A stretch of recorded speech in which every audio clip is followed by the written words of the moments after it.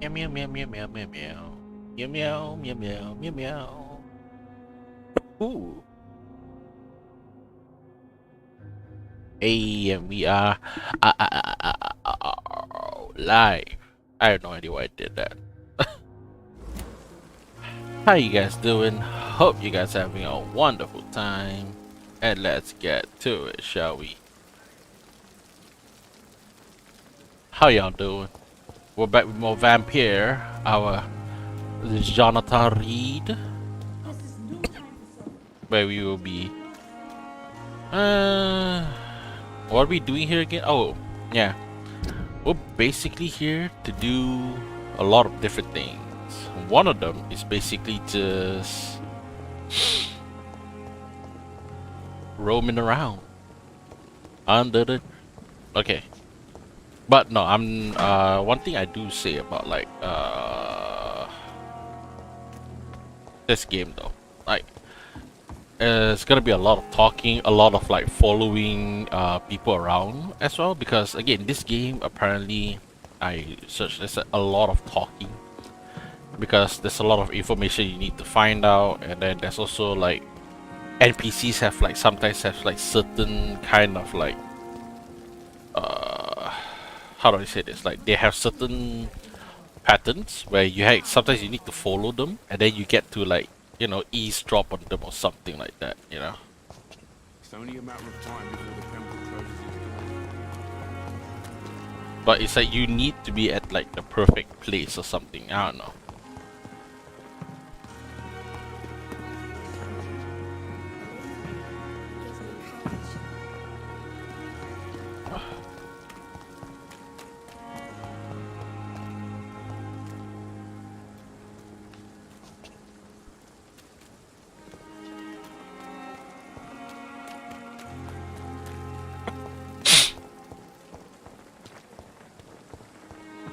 Alright. Roaming around. Dr. Swansea is right. This place seems perfect to conduct my research. Even the darkest thoughts in your heart. My blood and soul. They belong to you now. The life running in your veins. Ooh. This dead flesh needs it.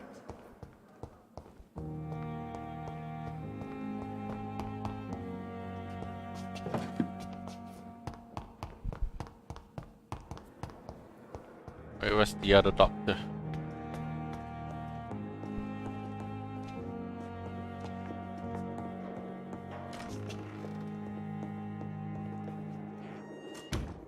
It's locked. Ooh.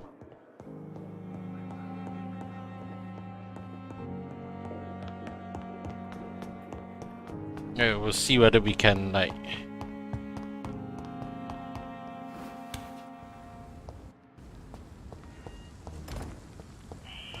Scour voices in the garden. I should investigate. If they were to find somebody. Yep. I think yeah, I could have probably gotten.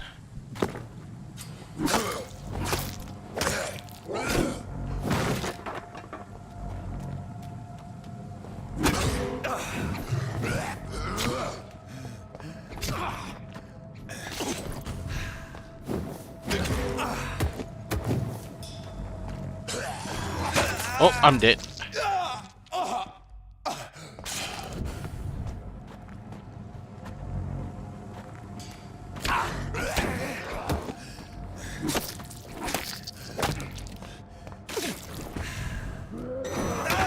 Come on.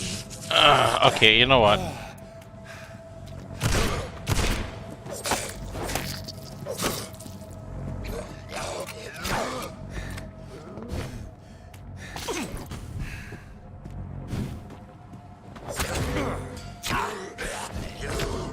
Okay, no. Why am I only holding the shotgun? Don't I have other things as well? What the fuck? Okay, something ain't right. No, because I was like trying to switch out my weapon, but I don't know why I don't have other weapons.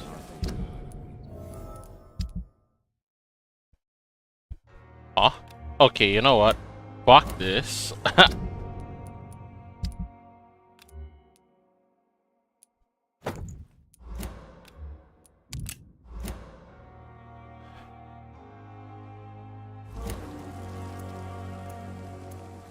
Yep, never using double-handed stuff, I guess.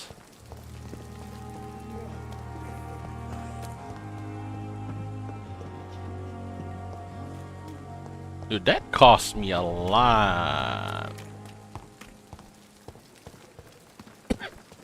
Well, I mean, it didn't cost me a lot, but still, it was annoying as hell. Milton, you're right. I thought last summer's epidemic was difficult. Bloody hell, I didn't even realize that it just like replaces everything. If I knew it replaces everything, I would have like just not even bother using the double-handed stuff.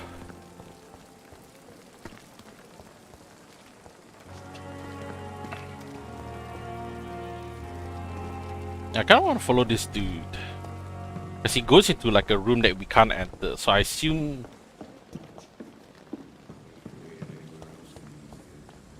Fear and disgust on every street corner. A daily routine.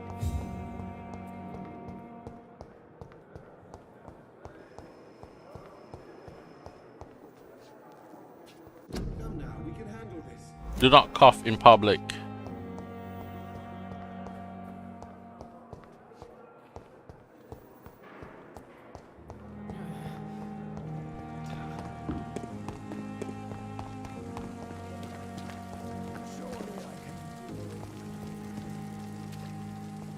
Surely I can endure 1,000.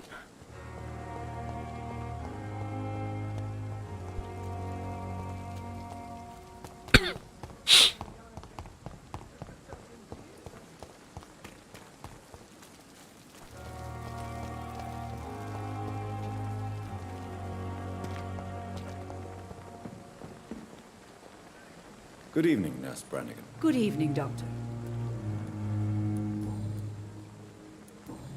Goodbye, Nun. Eh.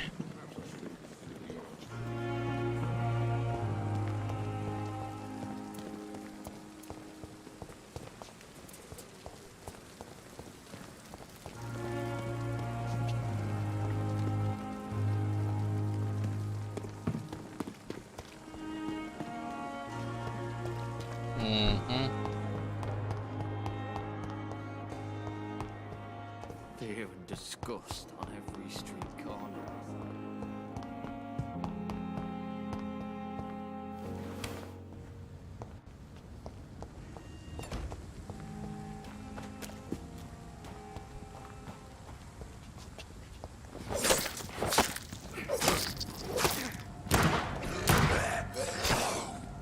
For fuck's sakes.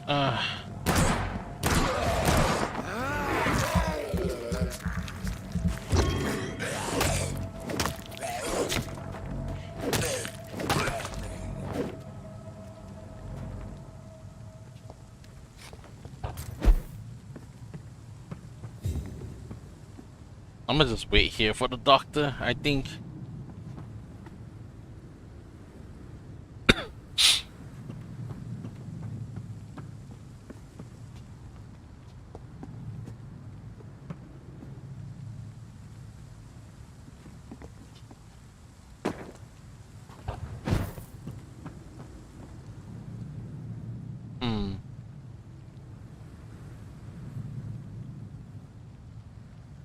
He's not even doing anything. Oh well.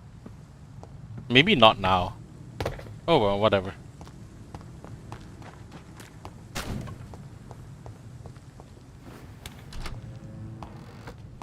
Maybe I need to finish up the quest first. I don't know.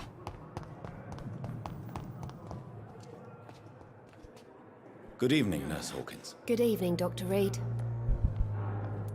Goodbye, Nurse Hawkins.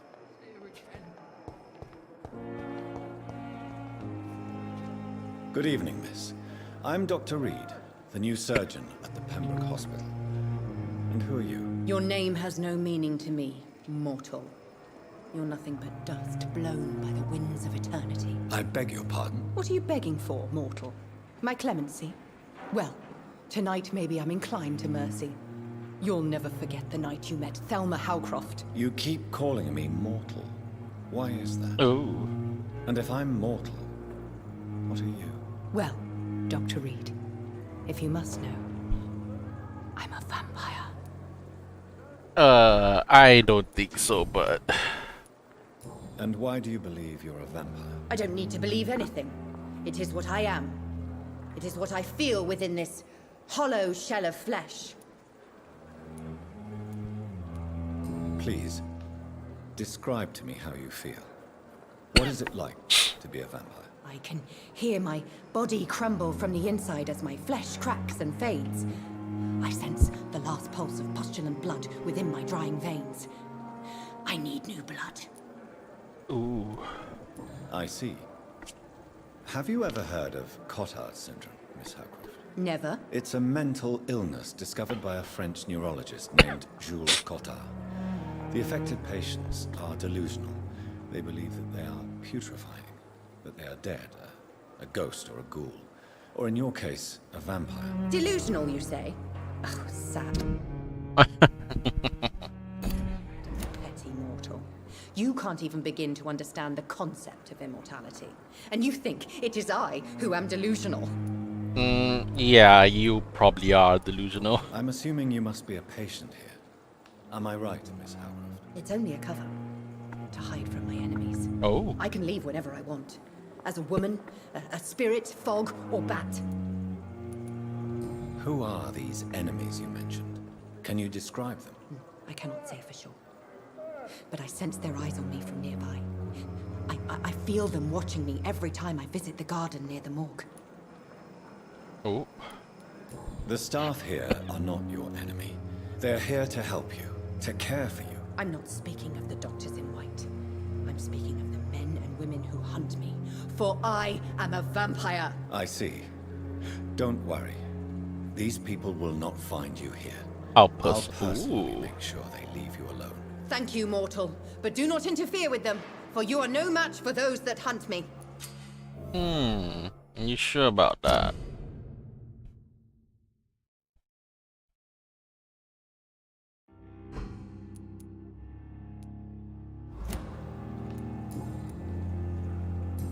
Do you require my services, Miss Howcroft? I have no need for your medicine, Dr. Reed. Blood is the only drug I need. Who are you really, Miss Howcroft? I mean, apart from being a vampire. Is that not enough for you, puny mortal? What do you require? Proof of my powers? I'm curious to know who you were before becoming a vampire. No, such a long time ago, I don't remember. Centuries of unholy life can have strange effects on one's mind, you see? Okay. I'll leave you, Mistress of the Dark, to your nocturnal activities.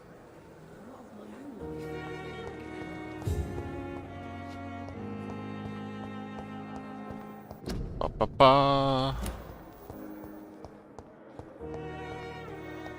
I have wasted so much energy for so little result.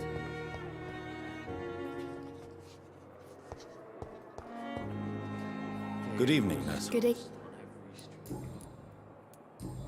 Goodbye. All right.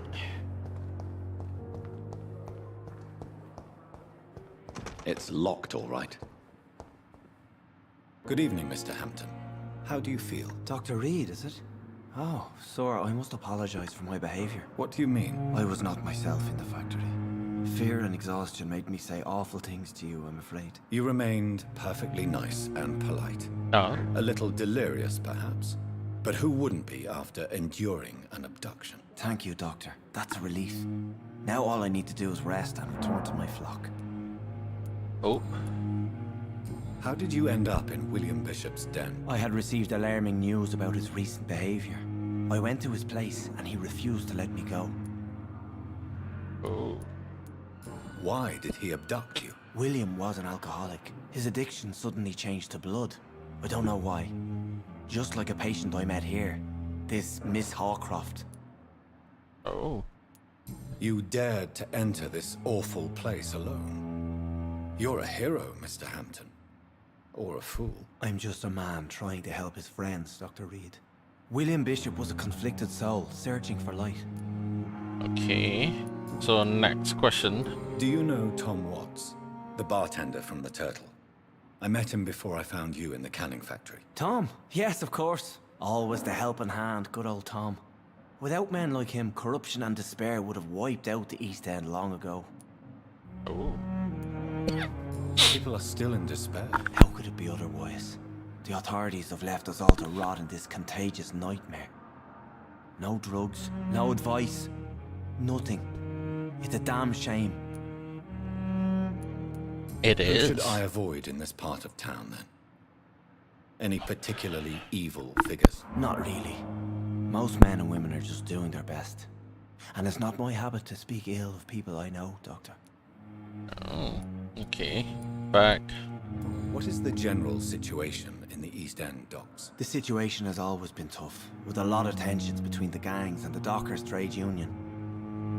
The Wet Boot Boys are very nervous since they lost their leader. Oh.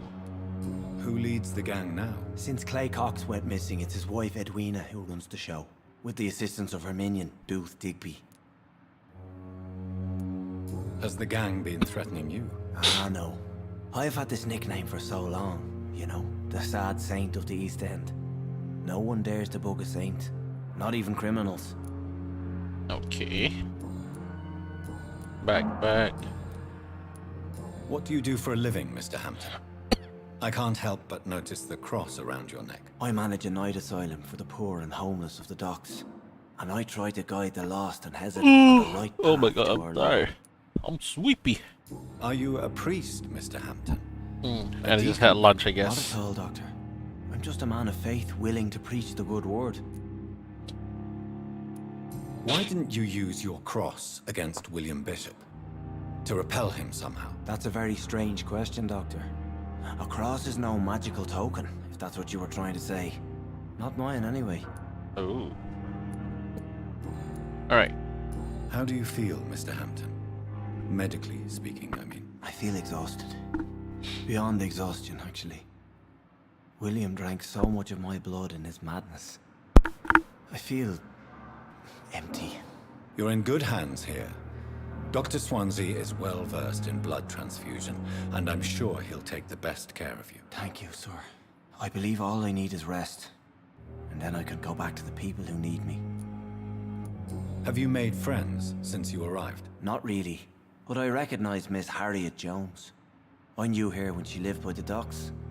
That poor woman had such a miserable life. You never came to see her here at Pembroke? Receiving visits when sick can be an important part of the healing process, you know. We're not just bodies. You're preaching to the converted now, Doctor. To be truly honest, I thought she was dead. She left the docks many months ago. Alright. Goodbye, Mr. Hampton.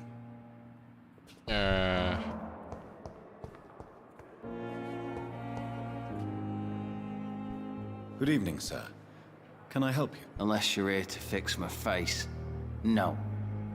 I don't think you can help me. I'm Dr. Reed. I've recently taken the position of head surgeon here. War injuries, am I right? You guessed right, Doctor. German shell took my pretty little mug right off. But they still call me Thomas Elwood. And your life in London. How is your stay with us, Mr. Elwood? Oh, it's bliss. I just escaped death in the trenches to be surrounded again by the moans of the dying. Can I ask you precisely why you're a patient here? It's the pain, sir. The drugs don't work. It just hurts under the scars, if you get my drift.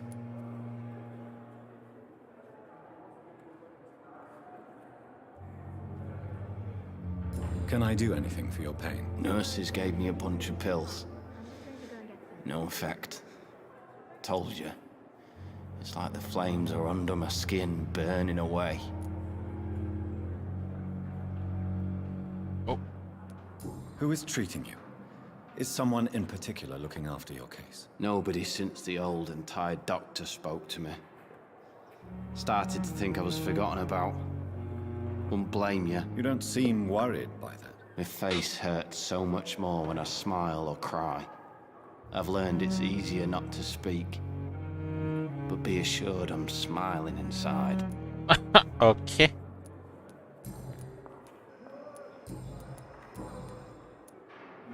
How close are you to Miss Horcroft? Are you aware that she thinks she is a vampire? To wait for her next nibble is the best reason to stay here. Every time she approaches my bed, she treats me like something tasty. A normal person. Aren't you afraid? She may hurt you if the game goes too far. She's quite harmless, I can assure you. Her head's broken inside is all. While I'm busted on the outside. But she's still beautiful. Living proof that there's hope for me. Oh. So do you let her bite you? You know that's not sanitary. And why not? She's only supping a few drops of me blood. And the pain, it's real for once. She could decide to bite less willing patients. Then it's another good reason for me to stay here, Doctor. You do realize she's mentally disturbed. It's called the Cotard syndrome. She truly believes she's a vampire. In her madness, she never refers to my scars. And frankly, if I could, I'd join her world.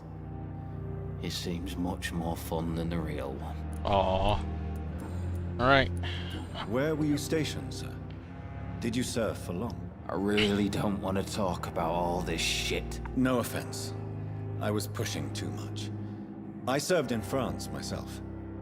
I just wanted to know what happened to you. You were an officer, weren't you? Then I doubt we fought the same war, sir. No offense. Kinda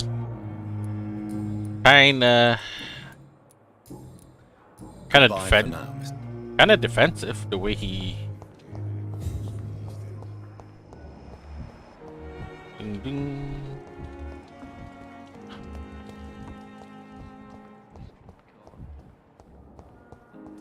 Wait. Oh. The hell? Oh. Okay. But does this mean I can eavesdrop on him now? Or maybe, maybe you, I think you need, in order to eavesdrop, you need to be on this slide.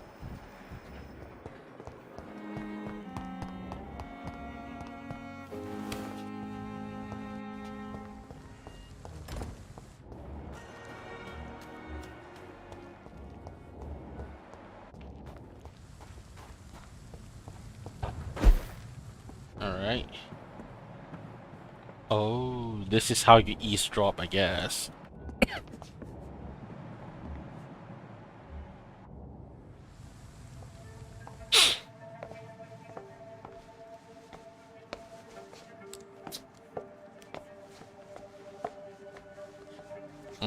Doctor, what are you doing, Doctor? Damn it! Why is this so difficult every time?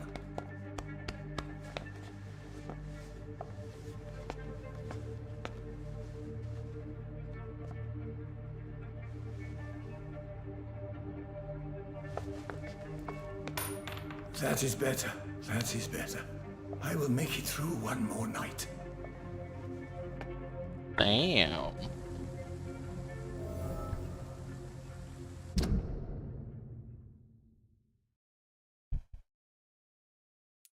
The drug addict.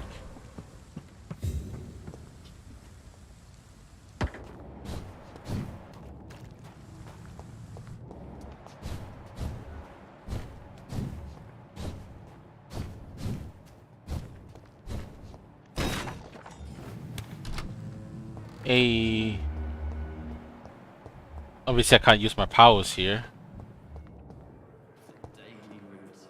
Good evening, Dr. Tippett. Dr. Reed, any good news to share?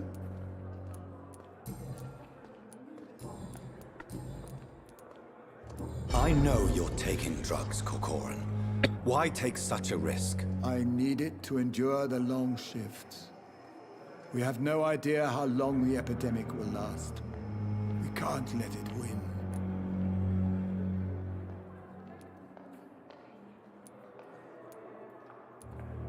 I understand the gesture, Doctor.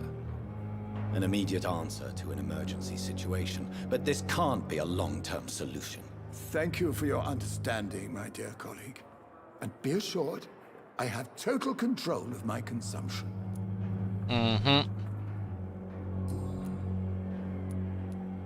Goodbye, Dr. Tippett.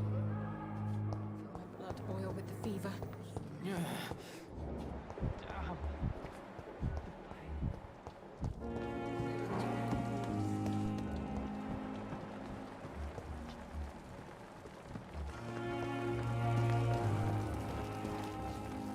Good evening, Nurse Brannigan. Let's see if she has anything to say about the.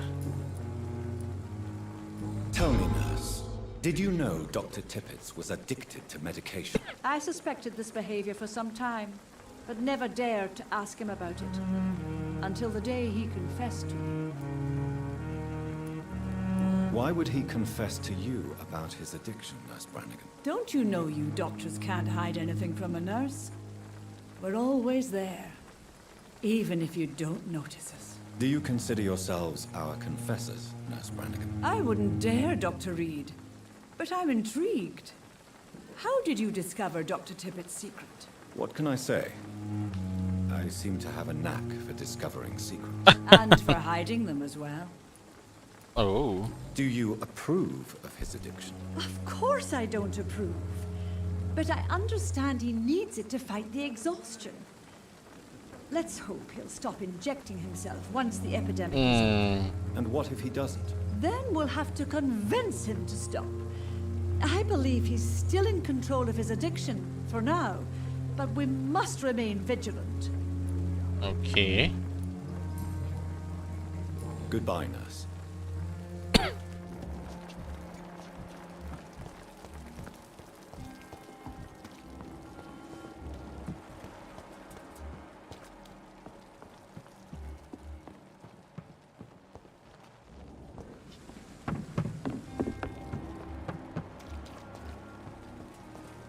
Clay Cox is still there. Tippett's.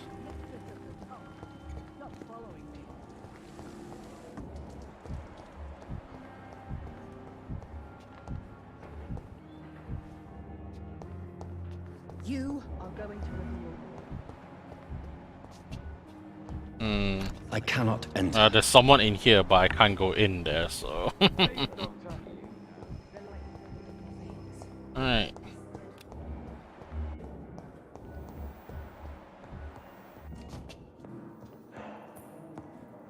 Time to continue exploring. Oh. Blundering idiot. There's something out there.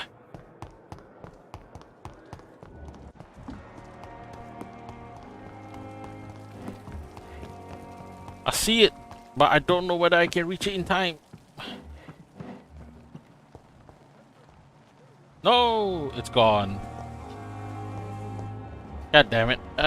So close to. And more determination. I know I can count. I wish I could say the same. Pushing yourself too hard. That's reassuring. Believe me, it gives me courage.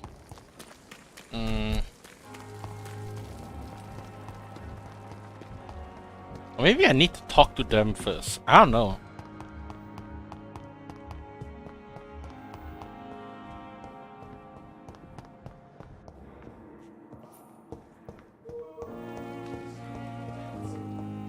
Still more coming. How can we be sure Oh, we're sweet making a girl. difference?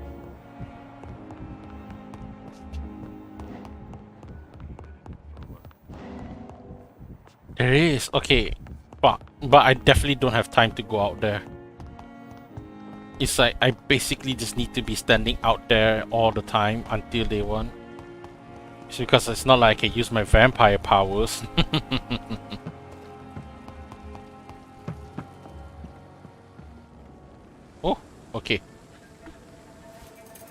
Now what do we got here? How can I be sure I'll not find your unconscious body in the house again? I promise you, you'll not find my unconscious body. For God's sake, how can you say such a thing? How can you refuse to listen? I tried to warn you for so long. No, I won't let my only son die. You promised me you'll stay alive. Your son lied to you, like the whole world lies to us. Oh. Mortimer Gossmate. Alright. So I should probably just be on this vampire vision mode all times, because then at least I can see who I can eavesdrop. Let's talk to Good evening, everyone Doctor. again. I believe we're going to be working together. Dr. Reed. Dr. Swansea informed us of your arrival, but I could not dare to believe we'd have such good fortune. Such an honor, sir. Thank you. And you are? I am Thoreau Strickland, Dr. Thoreau Strickland. I'm a great admirer of your work, Dr. Reed. Oh. Please, could you tell me something about yourself? I'm a great admirer of your work concerning blood transfusion, Dr. Reed. I run my own experiments. I'm convinced it's the future. What made you choose to be a doctor? I'm not ashamed to admit you and your work have inspired me. I am honored to have the opportunity to work by your side.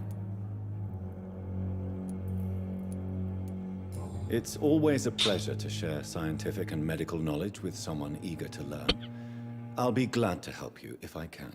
This epidemic may be the century's most terrible disaster, but I'm convinced that we, as doctors, are the only ones able to defeat it. Well, I kinda based true. my technique on my mentor's research. He helped me perfect my method. What is yours? I'd rather not talk about it. For now, it's just theories and first approach. My process is purely experimental and unsuccessful. As long as you're cautious and methodical. You may remain empty-handed, but you won't fail. You're not the first one to warn me, but I am convinced knowledge is the main weapon against the ravages of this epidemic. Alright. Next. Like I say, we're gonna be talking a lot in this game. Like, What can you tell me a about lot the of pen? dialogue. Well, it has always been an honor to work with Dr. Swansea. But with your arrival, I can't think of a better opportunity to learn about blood transfusion. You seem quite optimistic. It's a rare and precious attitude my in God. these difficult times. I'm convinced that this epidemic is a test of endurance and dedication for us men of science. Questions remain about our capacity to resolve the situation. True. Last summer, during the first wave of the epidemic, I used to joke with Milton about the extra work. We're not smiling now. Do you need help with anything in particular? Well, yes, maybe. I'm waiting for a batch of products I ordered for my personal research, yet my supplier seems to have vanished. Do you want me to play the errand boy for you? Oh no, Dr. Reed. But if you went personally to his shop, what with your reputation and all, he wouldn't dare to refuse the products I need. I see. Well, give me the address, for I may pass by if I have time.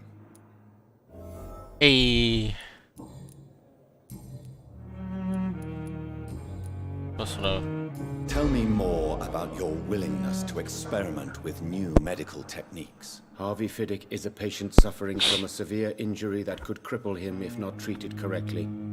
I'm convinced your blood transfusion technique could help him. What is it you really want? To save him, or to prove your point? Fair question. I want nothing but to save my patient, Dr. Reed. Especially since I know Mr. Fiddick's story. Oh. This personal involvement could also appear to be a lack of impartiality. You must know that a good surgeon must remain neutral. I agree. But that does not excuse Dr. Ackroyd's behavior. A man who did not even take time to converse with his patient. Do you think keeping his distance was a mistake? All I know is that I'm taking care of human beings with desires, hopes, and fears. Not some biological machine comprised of blood, bones, and flesh. Oh. Okay. Tell me Mr. Fiddick's story.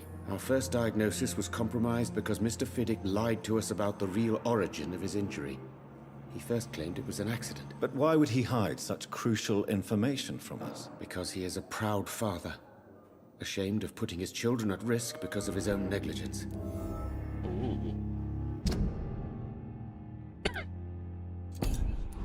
Okay, back. I think that's it for now. Goodbye, Dr. Strickland. Ugh, we can't do much.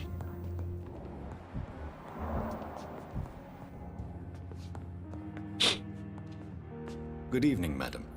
Can I help you? It's my son who needs you, sir. I'm Dr. Jonathan Reed. How can I help your son? I'm Beatrice Goswick, mother of Mortimer Goswick. Could you check on him, please, Dr. Reed? I've heard much of your talents as a physician. Oh, okay. What can you tell me about yourself, Mrs. Goswick? Not much to say. Just take care of my Mortimer and I'll cover all the expenses. That's all that matters. Are you really that rich? Most of the patients here are of a more humble origin, if I may say so. Yes, thanks to my husband. May he rest in peace. I can cover any needed medical expenses. May I ask if you have an occupation, Mrs. Goswick? I'm a teacher by profession. I teach young women who are more ambitious about their futures than their families. Okay. What do you think of your reception here? Any complaints? I have had the uttermost reservations about this hospital since we arrived. But we had no other choice, considering the state of emergency. Is there something in particular that's bothering you? Oh. Some of the staff were not especially welcoming. I suspect they're not accustomed to dealing with patients of such social standing. Boom. Tell me more about your arrival at the Pembroke Hospital. What gave you such a bad first impression? The ambulance driver was quite rude, for a start. And that nurse, Miss Hawkins, seems to have quite a dubious attitude. What do you mean? She managed to secure a bed for my son despite the epidemic. It was a relief, but it wasn't cheap. Oh. She charged you for a bed? Yes, and I paid without question, considering the urgency of the situation. I share your concern, Mrs. Goswick. Be sure that I'll talk to the people involved. I don't expect compensation, Dr. Reed. But I'm aware such behavior would not be tolerated in other hospitals. Right. Yeah. Your son wished to die, Beatrice. Why did you hide such crucial information? Are you not aware suicide is a crime? Mortimer could be thrown in jail. I can't let that happen. I won't. I understand you fear Yeah, blah blah blah, okay. legal consequences, Mrs. Goswick. But don't you realize your silence significantly affects your son's case? All my son needs is help and comprehension. Not judgment and punishment for what he may or may not have done. Alright, back. Goodbye, Mrs. Goswick. Like I said, man, this game is literally dialogue heavy because you got so much stuff you need to do, because especially Don't waste it. especially if you let's say if you want to do any blood sucking, then yeah, you're gonna need to talk to everyone. Time with me.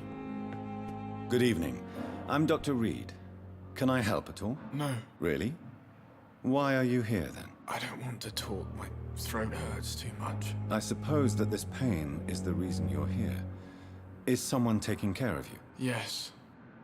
And no. Could you at least tell me your name, sir? Mortimer. Mortimer Goswick. Okay. How painful is your throat, Mr. Goswick? So painful I'd rather not talk at all, Doctor. I'm sure you realize a doctor and his patient have to communicate, sir. Would it help if I gave you some paper and a pen? Not really. I see. Then maybe it's not just your throat that hurts, Mr. Goswick. Oh. Perhaps your sore throat is just the consequence of something more hurtful. Yes, maybe.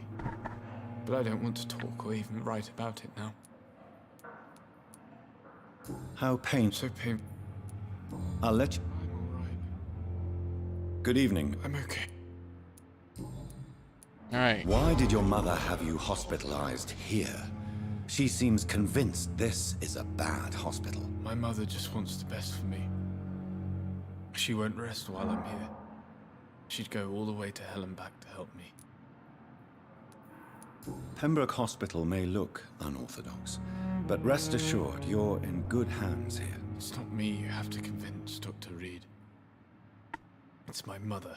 Is your mother bothering you? As your doctor, I can ask her to leave you alone if you would prefer. That's tempting, Doctor. But you have no idea what my mother is capable of. She would tie herself to my bed if you asked her to leave. Well, I mean, that's basically all mothers if they really want it, you know. Tell me about yourself, Mr. Goswick. I don't want to talk, Doctor. I don't want to talk. Admit it, Mortimer. Your mother had you hospitalized here because you tried to kill yourself. Yes, it's true. All right, then. This is the first time we've really shared information about your case. Shall we call this progress? Call it what you want, Dr. Reed. You can trust me. I won't report you to the authorities. My one and only concern is your health. I guess I should thank you then. Oh? Can I help you in any way, Mr. Goswick? I wrote a letter for my mother. She was supposed to read it after my death. But I suppose she doesn't have to read it now. I see. And is this letter still near the place where you tried to take your own life? Yes. And I don't want anyone reading my last words. I mean, I'm still here. Yeah, true. If you bring me back that letter, then perhaps we'll talk. Oh. I have to go now. I'm alright. Don't waste your time with me. Okay, so now the next person we have to talk to. What can I do for you, Doctor? Okay, not Thank you, Nurse Crane. not Nurse Crane, but Good evening, sir. Doctor. ooh. Master. Good evening, sir. I'm Dr. Reed. May I help you? I don't know if a third opinion is needed. Your colleagues are already arguing about my condition. I see. Would you mind telling me more about your situation? I'm Harvey Fiddick. All I want is to get me bloody arm fixed properly. Your life in London. Tell me about yourself, Mr. Fiddick. I'm just a regular guy waiting to get his arm fixed, so I can return to work and to my family. I was more curious about what you were doing before being hospitalized. I'm a carpenter, and a good one too. But that means I need both arms to feed my family, Dr. Reed. That's true. Are you satisfied with your treatment here? Well, it's clear that I've chosen a bad time to be injured. Forgive my bluntness, but you seem overwhelmed by cases of the flu. I won't lie to you about it. I'm afraid we are. Are you sure you don't want to operate yourself, Dr. Reed? I have the feeling you're very capable, and your colleagues seem to think so too. In other circumstances, you would be right. But for now, I don't think I can take on the responsibility. My apologies. Ooh. Tell me about the doctors who are arguing about your case. Strickland and Aykroyd. They both want the best for me, but there's a lot of pride there. Doctors are no different from carpenters, it seems. What do you mean? I often had professional arguments with rivals on a building site. Difference is I disagreed about wooden nails, not flesh and bones. Yeah, true. Life in London. Alright, personal question time. Tell me about your injury, Harvey. Why do you feel so guilty about it? My wife died because of me. And now I may lose everything because I've been careless enough to hurt myself. What an arsehole. Oh? How could your job be responsible for your wife's death? I was working a double. She went out to bring me a hot meal and got caught in a German bomb raid. Oh. You can't hold yourself responsible for your injury, Mr. Fiddick. Unless you tried to hurt yourself. Of course I didn't hurt myself. But I can't work until my arm is fixed. My children need to eat, Doctor. Alright. I understand. Tell me more about the death of your wife, Harvey. 1915. I was in the army, building workshops for the Royal Flying Corps.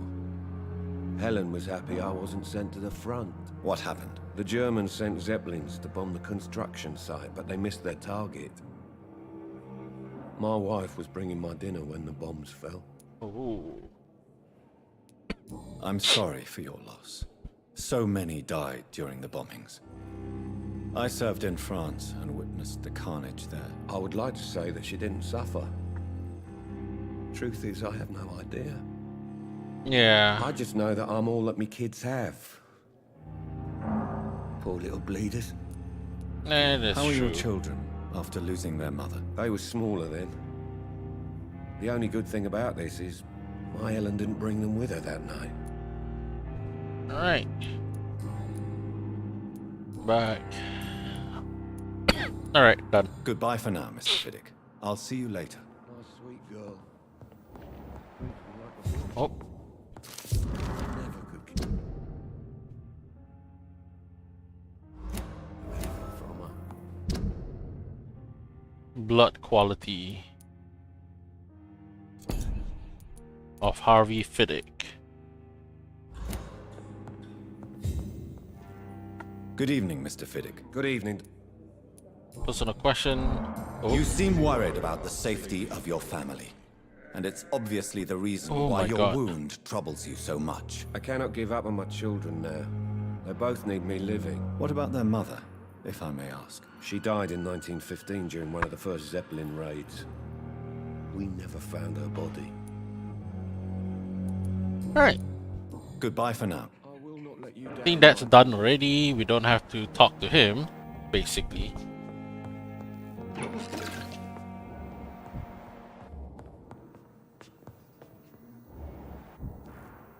I assume Good this evening, is sir. Dr. I'm Aykroyd. Dr. Reed. I believe we're going to be colleagues. Reed, yes, I've been informed about your arrival. I'm Waverly Aykroyd. Welcome aboard, I suppose. Does my arrival inconvenience you in some way, Dr. Aykroyd? Let us just say that I don't particularly share Dr. Swansey's enthusiasm for hiring you. What we need here are reliable professionals, not overrated dabblers. Oh. If you have a problem with me, Dr. Aykroyd, please feel free to tell me. Dr. Swansey has imposed your presence on this hospital without asking anyone's advice. The benefit of his position. But I don't agree with it. I know we've never met before, but I believe this hospital could use all the help it can get. You will agree with that, I'm sure. Oh, but I have heard about you, Dr. Reed. Of course, you can't say the same about me, since I have not wasted my time courting the press.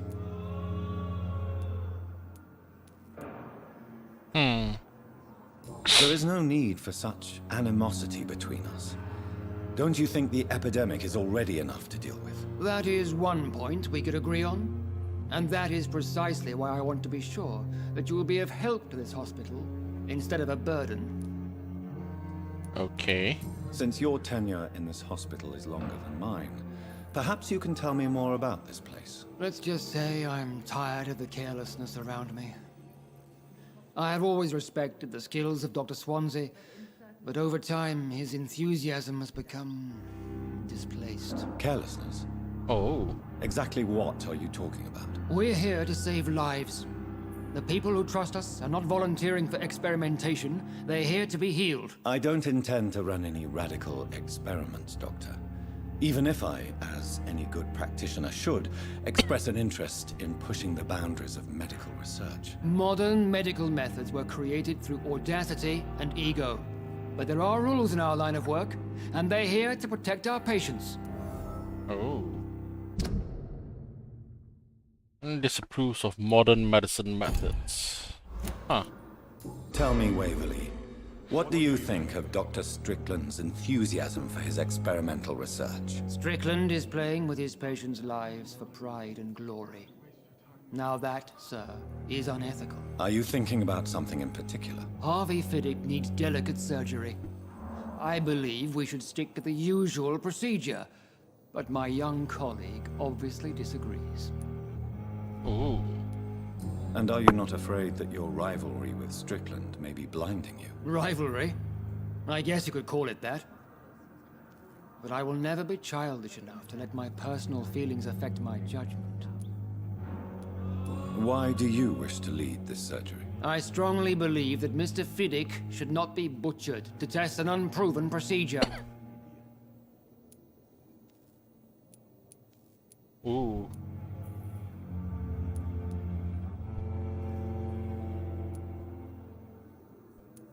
If you are going to lead this surgery, I'm trusting you to assume the consequences of your actions, whatever the result. I'm not the kind of man who runs away from his responsibilities, Dr. Reed.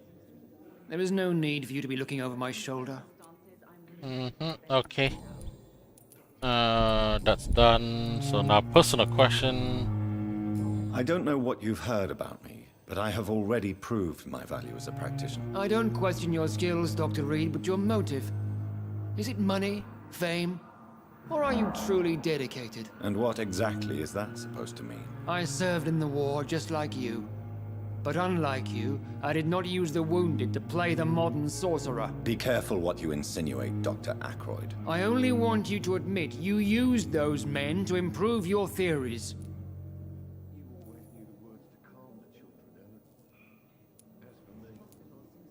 This is ridiculous. My blood transfusion technique saved many lives, and you know it. You see? That is exactly what I hate about people like you. You avoid this kind of accusation instead of facing reality. What? Huh. It seems you have bad memories of your military service. I refuse to see this industrial slaughter as scientific progress. War only reveals the worst in men. We can at least agree on something, Dr. Ackroyd. Oh well. Thank you for your time. We'll talk later. Oh, give me a second. Here you go, collect laundry. My sweet girl. Reads me like a book. I never could keep anything from her. This hospital seems to be falling apart. But in the circumstances, I'm willing to give you the benefit of the doubt.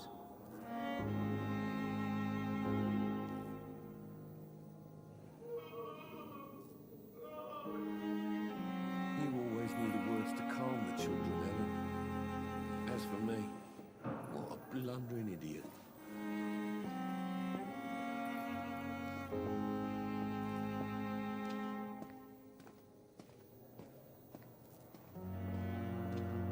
Good evening, sir. Doctor. My sweet girl. Reads me like a book. I never could keep anything from her.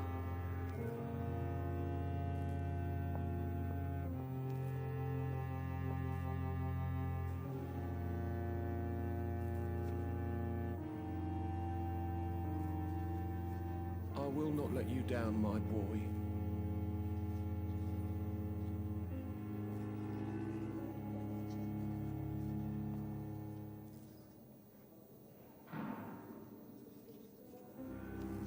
I'm all right. You always knew the words Don't to waste your calm time the with children, me. Ellen. As for me, This hospital seems to be falling blundering apart. But in the circumstances, I'm willing to give you the benefit of the doubt.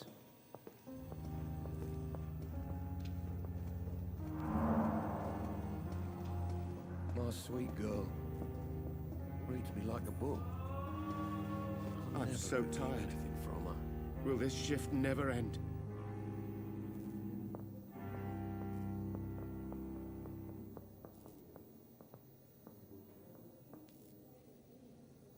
Good evening, sir. Doctor. You always knew the words to calm the children, Ellen. As for me, what a blundering idiot.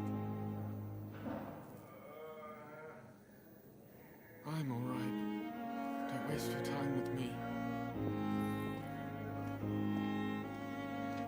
I will not let you down, my boy.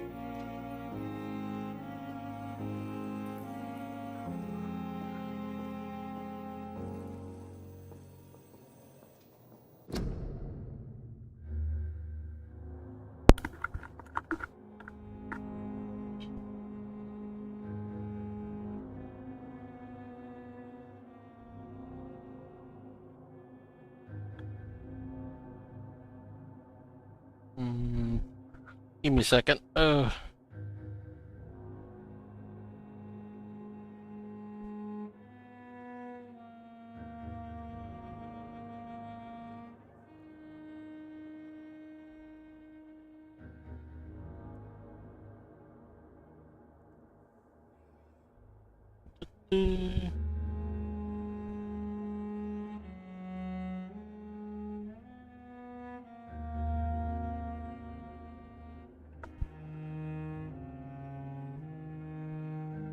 right.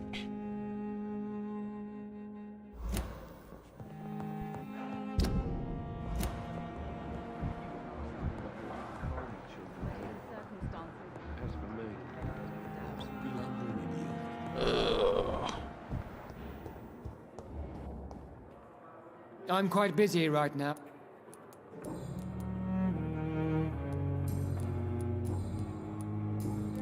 Thank you for...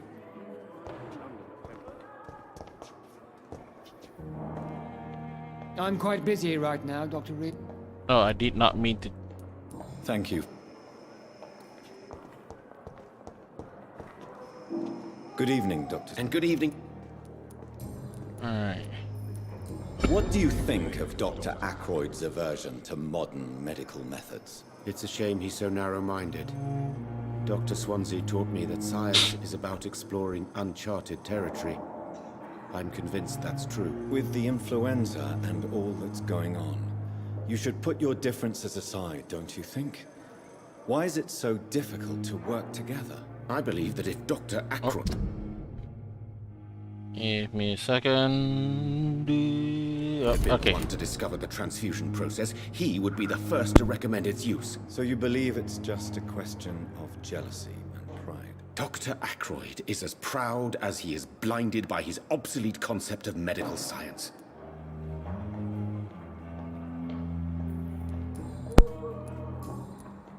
Pin required. Goodbye, Dr. Strickland.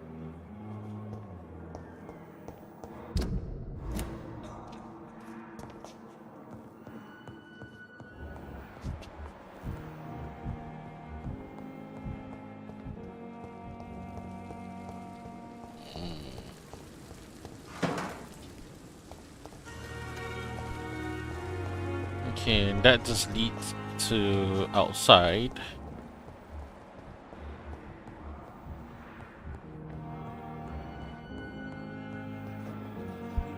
I'm quite busy right... Thank you. Alright, for now. We're gonna have to come back here later again. Thelma Howcroft said she was being watched by vampire hunters. Where are they hiding? I should investigate. I understand you must be very angry about this unfair situation. I managed to arrange to have you buried in the same mass grave as your wife. I hope that might happen. Uh-oh, uh-oh. Let's see what you're doing. You don't mind if I search your pockets? Do you, sir? You won't need any of these anyway. I'm not stealing from you, mister. Oh my god. Grave robbing. Redistributing your belongings to people who need them more than you. You see, no one has claimed your body, sir. So it would be such a shame to bury you with your valuables. I will not forget you, sir. And I thank you for your generous donation. Damn, bro. That's fucked up.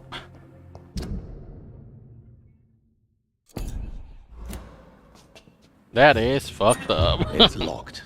It's locked, all right.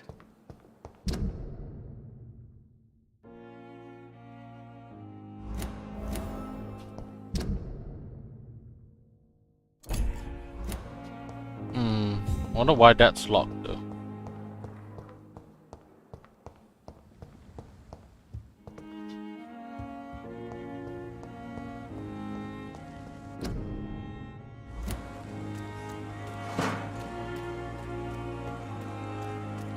Alright, let's go talk to this doctor here. Dr. Grave Robber. Good Well, evening. see. I'm Dr. Reed. Always a pleasure to meet a colleague, sir. Especially when he was supposedly dead. A colleague. Are you a doctor too? Not anymore, sir. I used to be Dr. Rakesh Chadana. Now, I'm just Mr. Chadana, pawnbroker and humble guardian of this morgue. What do you mean, you used to be a doctor? Was your license revoked? No, sir. It is just that I like to be precise. I run a little pawn shop while taking care of the dead. But I used to be a real doctor. Okay. Please show me. Of course. Animatic formula. Opium. Well, how much do I have? Oh no. For now, no. I'm not gonna buy anything for now. Good evening, Dr. Reed. Are you afraid or uneasy being surrounded by so many corpses? Why should I? These bodies are empty vessels. Flesh left to decay. Poof. No soul anymore. All gone. An interesting point of view. And quite an exotic one, too. Most people fear, or at least have a respect, for dead flesh. Sir, as a medic during the war, I learned to face my death and the death of others. It's the pain we have to tame, not death itself.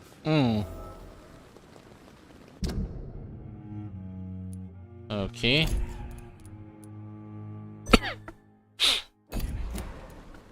How did you get this job? After I left the army, I worked as an undertaker down by the docks. A dangerous place with many an unpleasant business there. Milton Hooks helped me get a job here.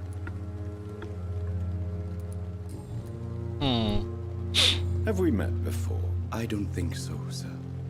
Why? When we first talked, you said you were glad to meet me since I was reported dead. Funny story, sir. Your sister came here a few nights ago. You were missing, and she was looking for your body. She must be very relieved. Ooh. Damn. Do you work here alone? Yes, very easy work, sir. All I have to do is watch a few bodies. The situation was very different when the main morgue was still open. Why do you have to watch these bodies? Because these poor fellows have no names. We keep them in case someone comes looking for the missing. Sadly, very rarely happens. Oh. Why close the hospital's main morgue? It was for sanitary reasons after the beginning of the epidemic. Cadavers had to be moved to the nearest mass grave. Okay. Personal question. A pawnbroker? I expect you get all types of people here. Yes, sir. All kind of people. For I sell all kind of goods. Who comes here to trade with you? It's very unhygienic, even unsafe. Diseases can spread. For the customers, for the hospital. I'm very cautious, sir. I've been a doctor, remember? And all my clients are good people. In fact, I think I only know good people. I somehow doubt that, but... What kind of goods? With the quarantine, it's not always easy to buy things. So I trade, I exchange. Some people sell, some others buy. I like to help. Since you're not afraid of dying, do you believe in life after death, Rakesh? No. I believe we must do all the good we can while alive. For our time is short, and the obstacles are endless. Do you think you would enjoy immortality as a concept? I don't think so. Don't mistake me. I love life, and I'd like to live a long life. But everything has to decay, sir. Even goodwill. Do you really believe goodwill cannot last? As I said, sir, everything decays. If I was to never die, goodness, I would be bored or worse. And I like to be helpful, sir. Quite depressing, wouldn't you say? Yes, but the good news is we'll all die before losing our humanity, sir. Oh, okay. So you're ready to die? No, I am not. I don't fear death, for I won't see it. What troubles me is the pain my death will inflict to those I know. You're a wise man, Mr. Chidana. No, Dr. Reed. I am a foolish man. But I like to think otherwise. Okay. So next. How dare you steal from the dead, Rakesh? Is that what your pawnbrokers is really about? These people are dead, sir. What they possessed could be useful for the living. And I'm sure they would agree if they could speak.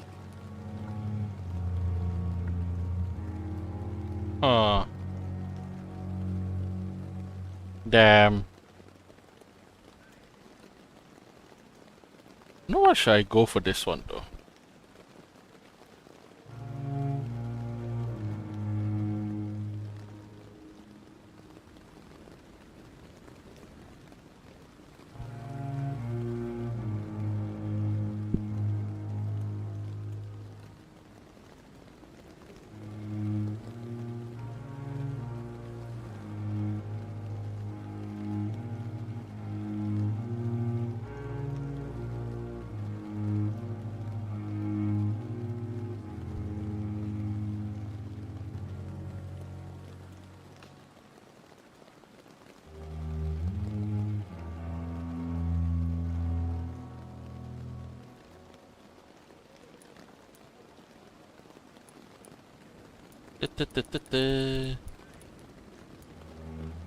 You may be right, but you'll go to jail if you're caught. If ever I have to go to jail, I'm sure I'll find a way to help people there, too.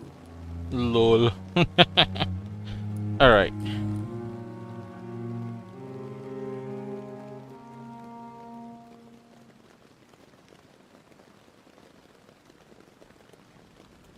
Oh. Goodbye, Mr. Chidana.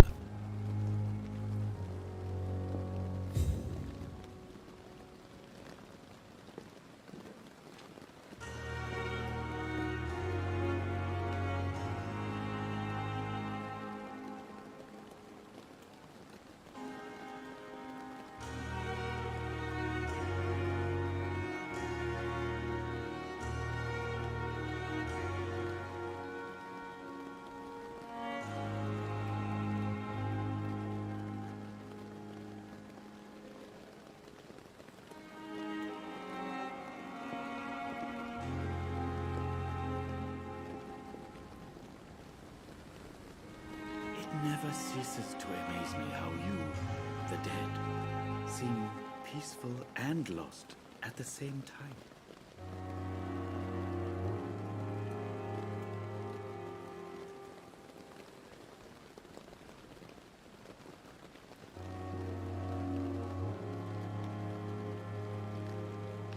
Tomorrow, more bodies will arrive and then sadly depart. I'm managing a train terminal, not a morgue.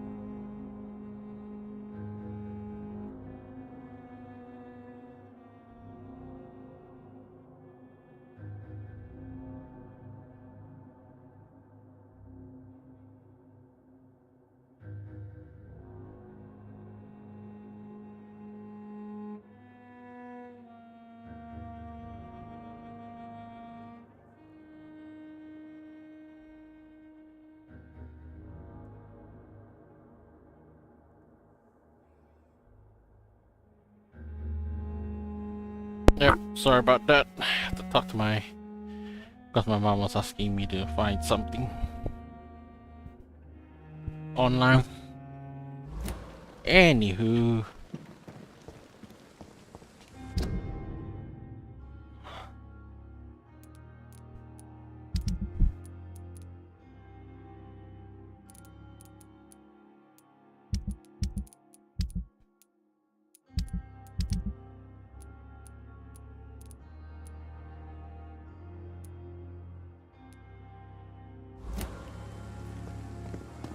That's this.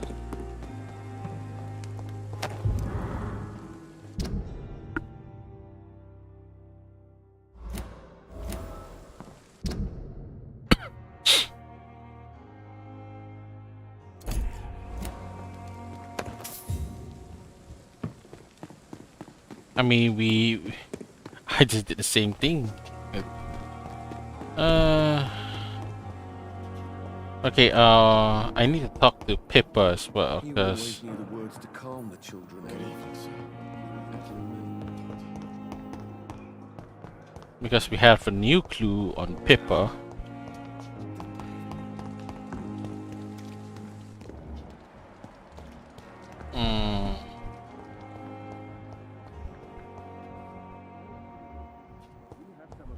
Brilliant minds in London at Pembroke.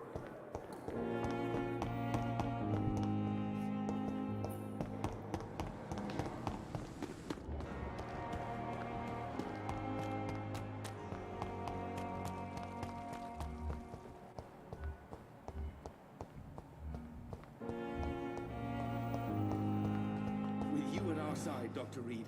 Good evening, Nurse Hawkins. Good evening, Dr. Reed. Life in London. Nope. Pepper, are you sure you want to leave this hospital? To become a nurse was a little girl's dream. But in the end, I don't feel that useful. I want more.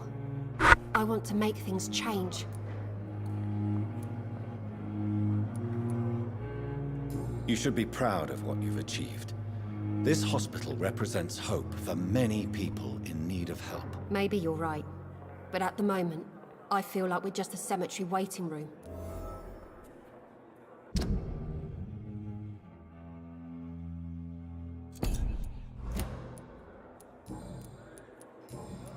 Life in London. Goodbye, Yeah. Nurse Hawkins. Alright.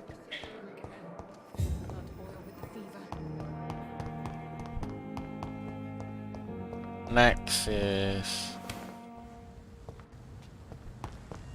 It's locked.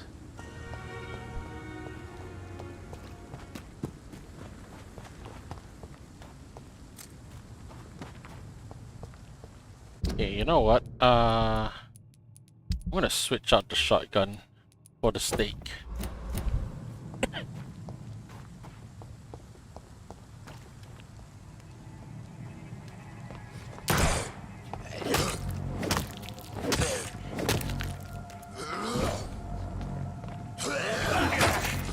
God damn it.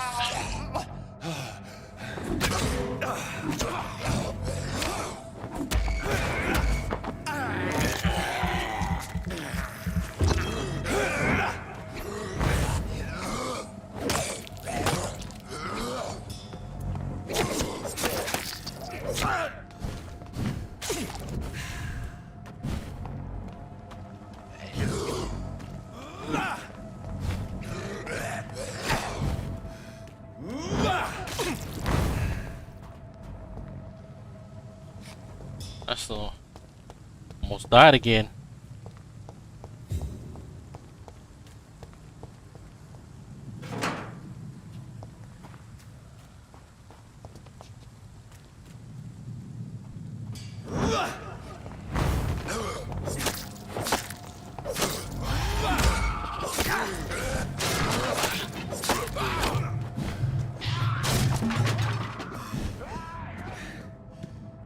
Okay, I gotta be more careful.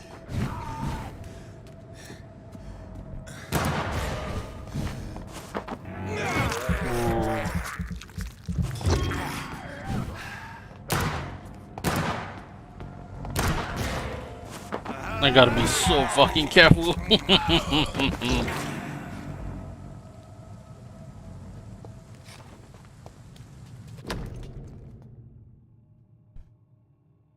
Ooh. So, Mr. Hooks and Nurse Hawkins are an item. Those two have hidden their affections well. Okay, so what do we have here then?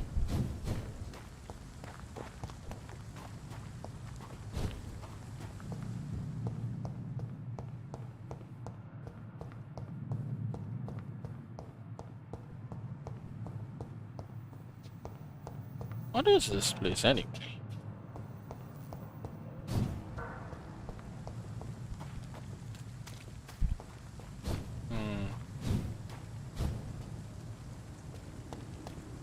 guess this is still part of the hospital, but I don't see anything. Can I go up? Nope, can't go up. For now. Who knows, maybe later in quest you can, but...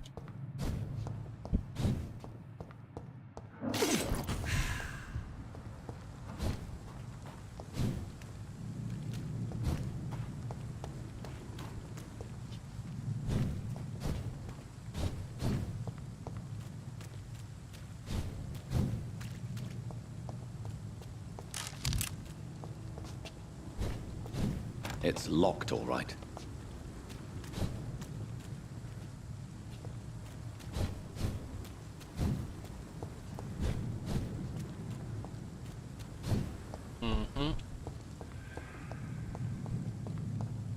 I guess that goes into the morgue that we don't have access to yet, so...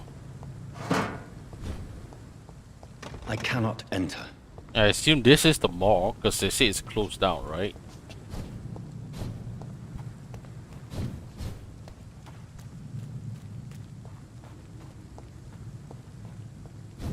Oh no, actually this could be the morgue as well. I don't know, there's like so many places. Could be a morgue, that could be a morgue, this could be a morgue. Alright, so for now we're done with this area, we don't have to do anything.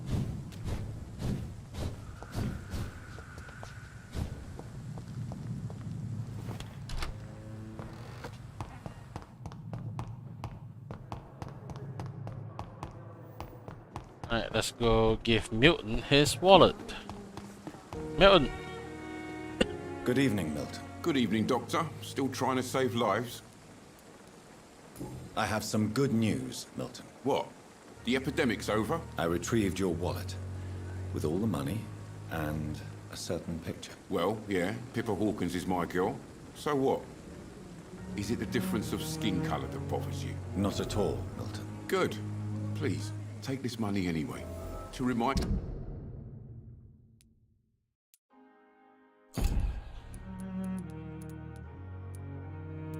you to keep your mouth shut. Not everybody is as broad-minded as you, Dr. Reed.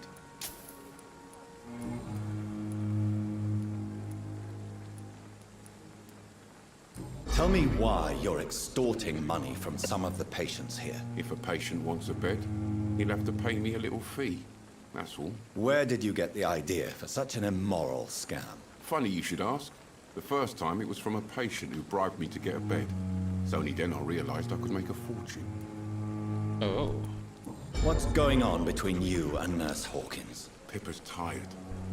Tired of all this shit. Tired of all those corpses piling up. She's as depressed as I am. During the war, I witnessed a few couples just like you come together in difficult circumstances. It can be very damaging. Maybe you're right. But we support each other. And that's all that matters. You do realize you could both get fired. Hospital staff are not meant to have intimate relationships with one another. Come on, Dr. Reed. Do you know how many rules are broken in this hospital every day just to keep it running? There's nothing wrong with what we're doing. That's true. Admit it. Nurse Hawkins is more than your lover. She's also your partner in crime. Of course she is. How else could I tell which bed is free? I need to know that. Have you no shame? Don't you see this city is crumbling down? Today people are ready to pay to get a hospital bed. Tomorrow we may be fighting for food. Okay. Do you know that Nurse Hawkins is thinking of leaving the hospital? That's not a surprise. We've talked about it already. Does it not bother you? Sometimes I think she may be right. We should run away while we can. Question is, where can we go? Where is it safe? Ooh. Alright.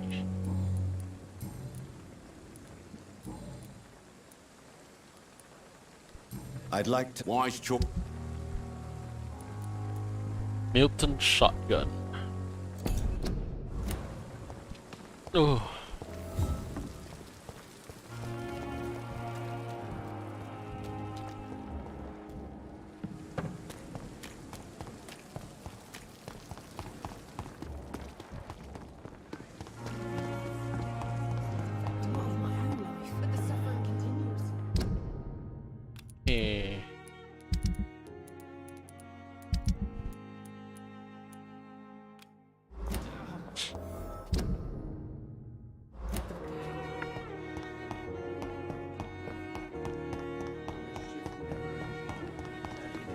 Let's go take a look.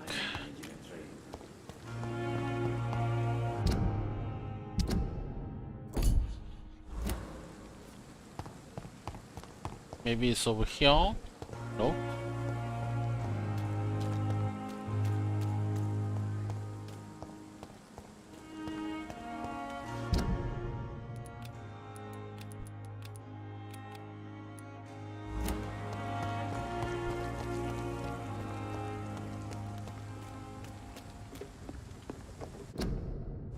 Join the ranks.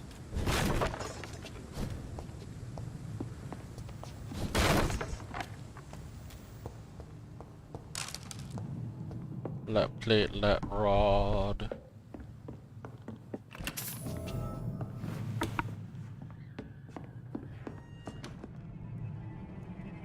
Go back over there! There's one of them vermin!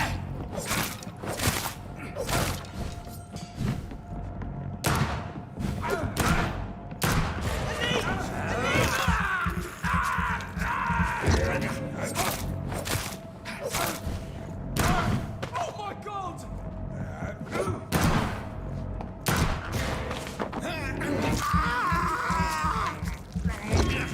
Nom nom nom nom.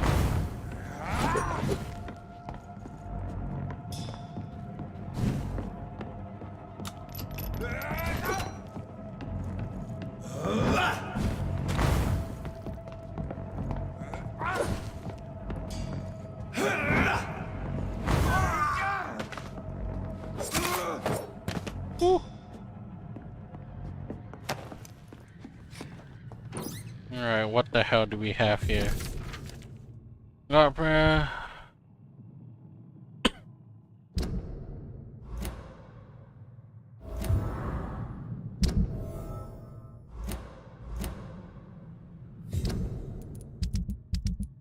Selma Hawcroft.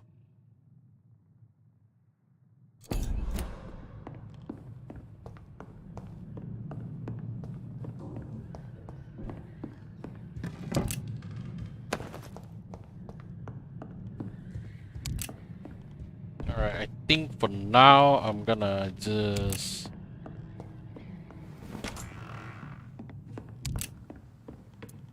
use the stick. I want to try and save some ammo, so yeah, probably gonna just use the stick from now on. Whee!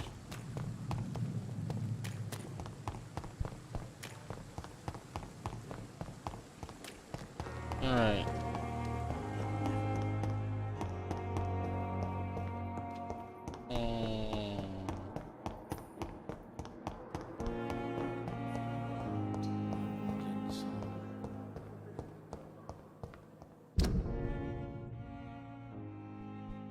Oh wait, I have to, oh okay, I still need to go to that side.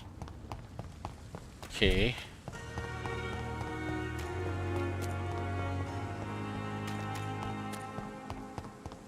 Imagine if I can't even go to the other side.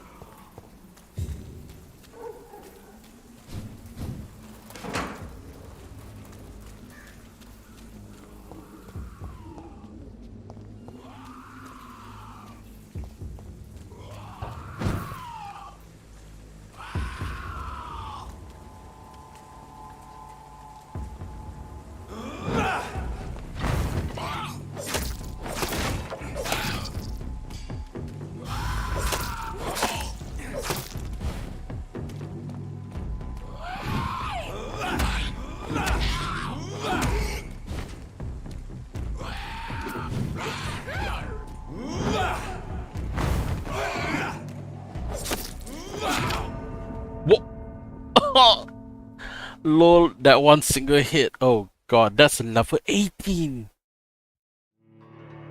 Okay, okay. Honestly, I basically cannot get hit, not even once, because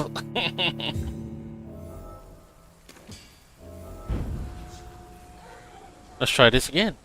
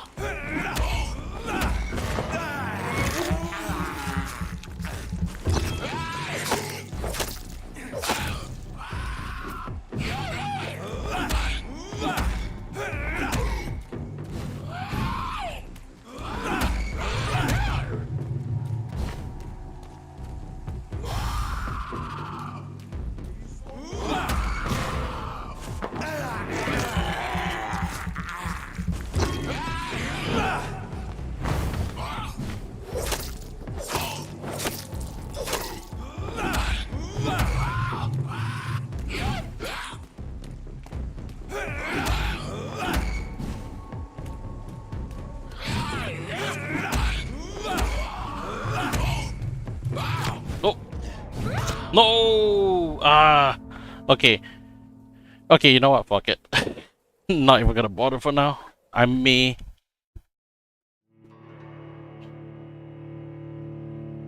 Dude, okay. Yeah, I definitely need to... Not to say upgrade in terms of level. I think in terms of weapon as well, I could probably need to upgrade a little bit more. Hey, I tried, man.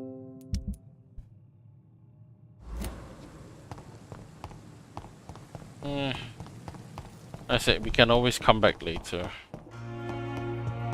Alright, I think... Because I can't really do any other thing.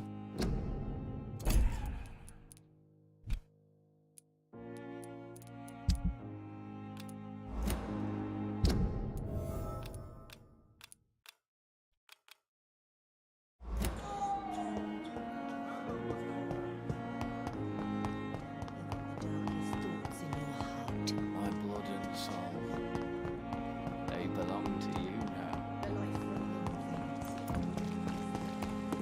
Maybe I can go to this place instead.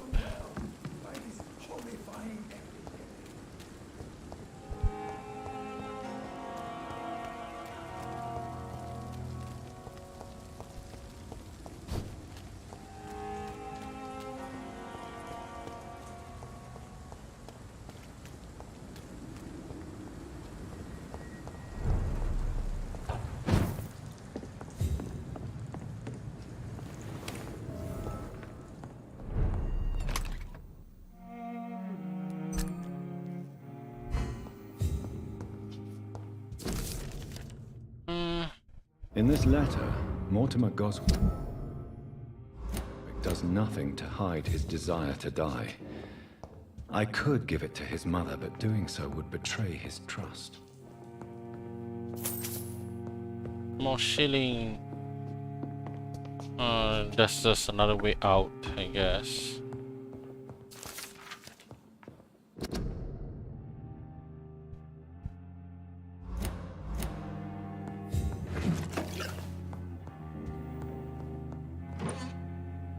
It's locked.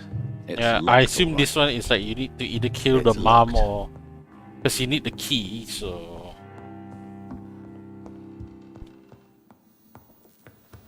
Alright.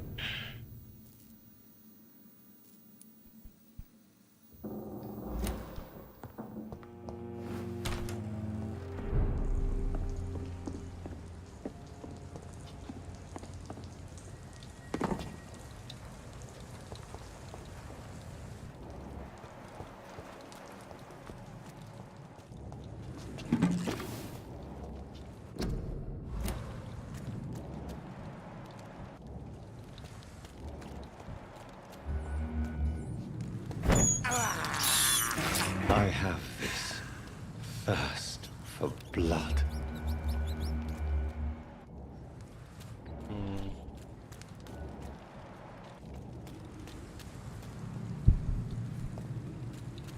Okay.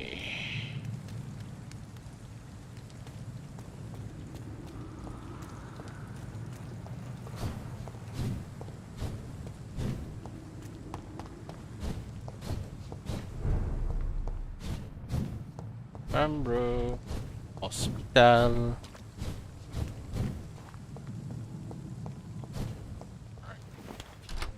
Let's just give the letter to Mortimer.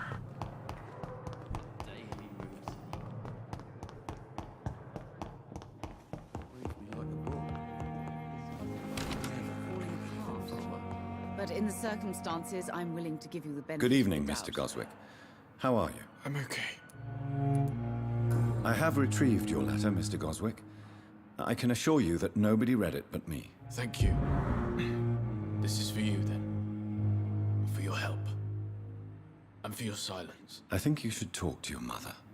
It would be good for both of you. Thank you, Dr. Reed. I'll think about it. Now, please, let me be. 100 shillings, How so painful.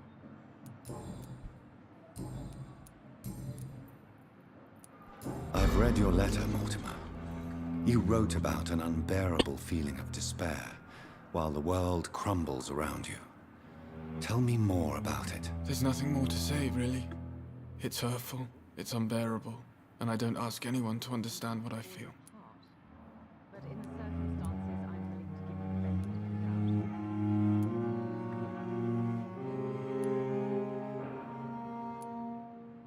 Despair is a deadly poison I've tasted myself, sir. We're only tempted to drink it because we're terrified by the uncertainty of the next minute. I know that perfectly, Doctor. For I waited for so long, hoping that the next minute would be less unbearable.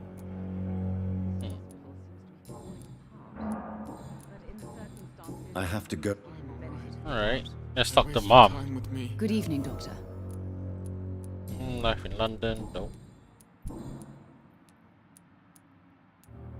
Mortimer is extremely vague as to his motivations for committing suicide. Tell me more about what you know. As you say, Mortimer had no reason to die. All he said to me was that he wanted to make the world a better place, but couldn't. Oh. Why did your son feel so useless when facing the world? I think it was more that he could only see the melancholy facets of life. He couldn't help but dwell on such things. What do you think he meant by making the world a better place? Mortimer has always been a sensitive soul. He wouldn't talk to anyone for months after his father passed. It's like he carries everyone's sadness with him. Okay. I have read your son's suicide note. It was not an impulsive gesture, nor was it his first attempt. He threatened to kill himself a few times before. But I never thought he would dare to punish me this much. Punish you? Why? I've known for a long time he was not happy with his life. But I always hoped he cared enough to avoid making me suffer like this. Oh. Do you realize your son could try to kill himself again? He might succeed next time. I think about it every minute. But I won't stop fighting for my son's future. That's how much I love him. You're right. Your son's death was not fatal. And unlike many on their own, he is lucky to have you by his side. I can't give up on him. I just can't. I have conceded many times in my life, but giving up on my son is something I am incapable of. Aww.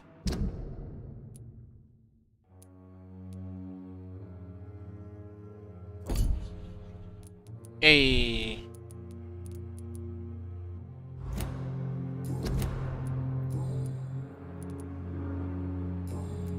Goodbye, Miss. Alright, so for now, we're done. Okay, so that's one quest down. This one, again, like I said, it's a bit annoying, but see where this one is. Oh, it's all the way down at the docks. I wonder if I can go there. But I wonder if it will be a bit...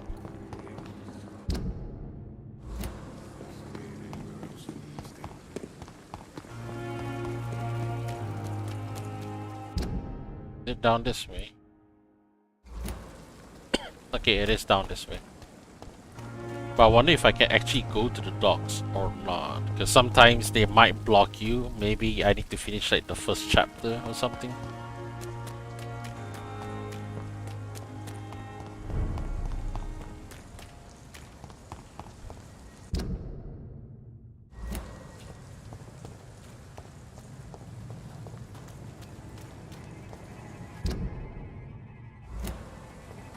This is no place for a gentleman. Step away, sir.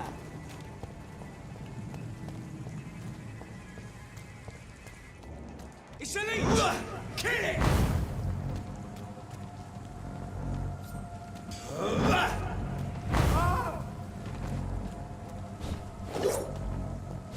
Okay, I gotta be careful with this.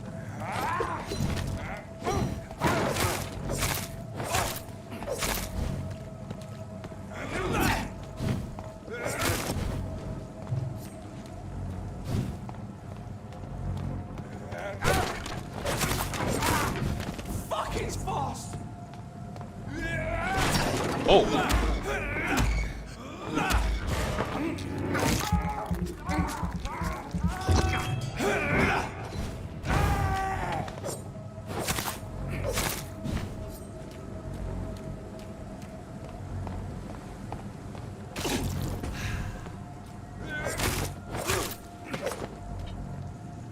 Alright.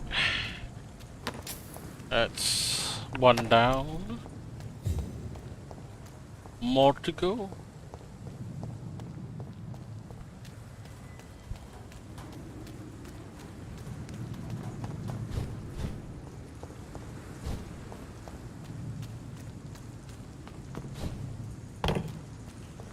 It's locked, all right. I cannot enter. Mm-hmm.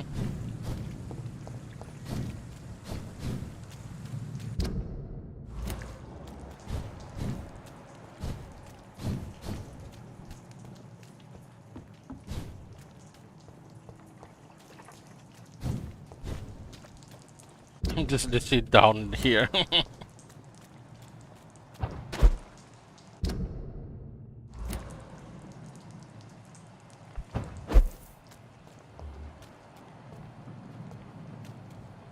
Oh.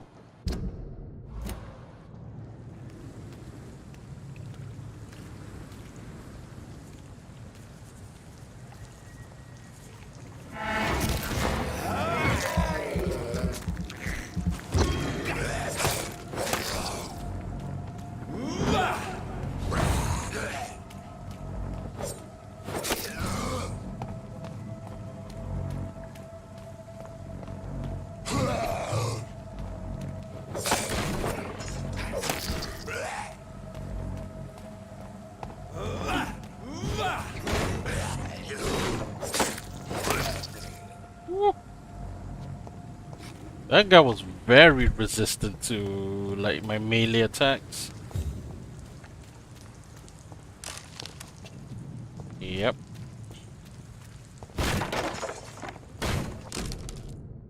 Large knife.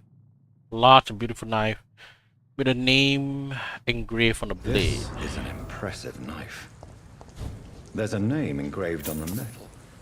Clay. What kind of man puts his name on a knife? Well, I mean, the narcissistic kind? The same.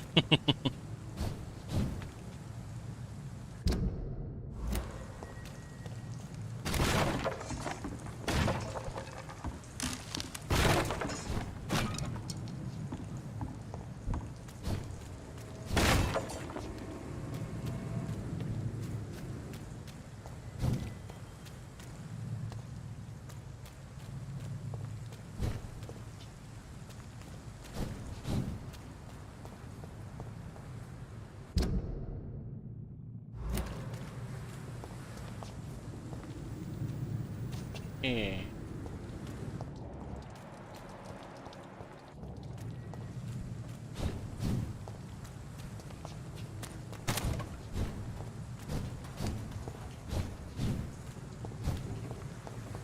I think that just brings me here. Of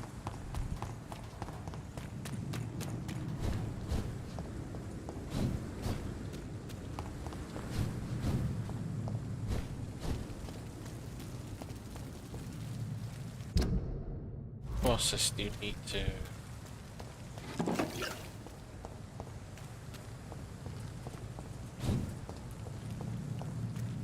A lot of exploration.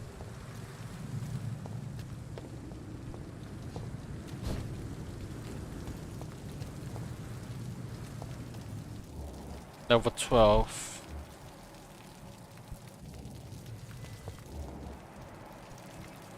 Best run along home, sir. Crush the leech, boys!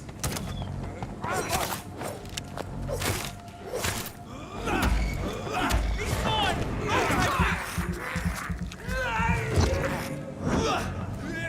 That leech is fast!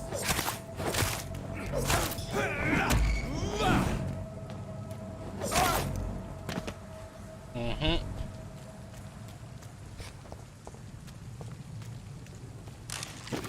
I see it. The only reason... Oh, god damn it. I pressed the wrong button. I was scratching my hand. Because it's ET. God damn it. Okay. Yeah.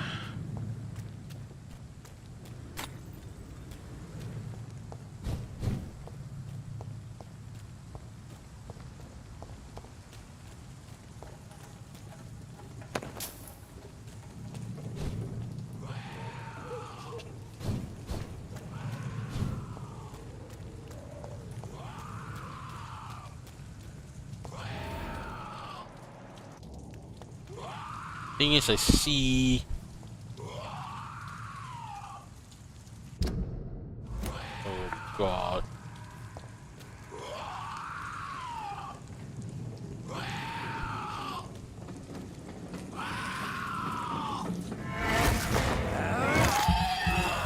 What?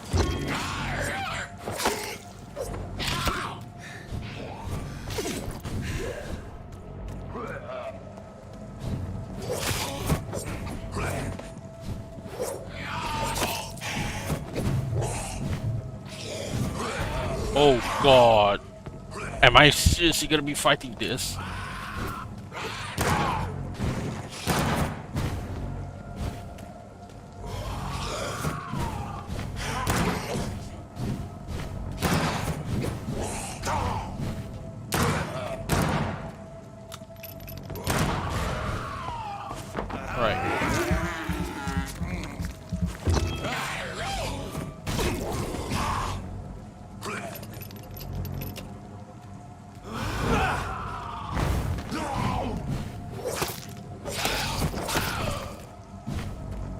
Holy shit.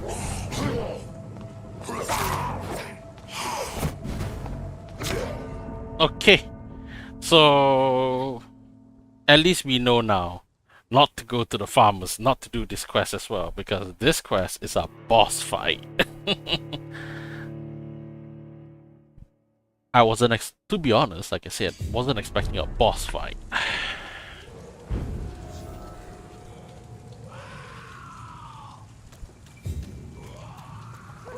So, because it's a boss fight, I'm not even gonna bother trying to fight right now.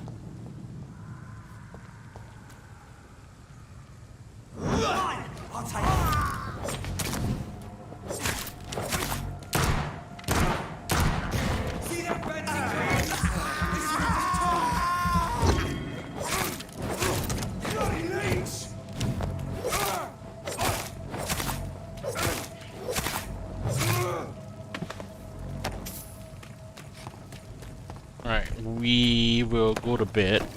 I think, yeah, either like I said, I need to upgrade my shit, so...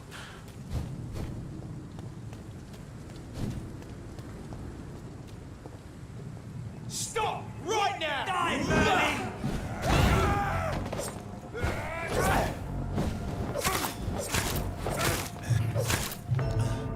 Yeah, the fire. I knew the fire was gonna get to me. Maybe I should just run.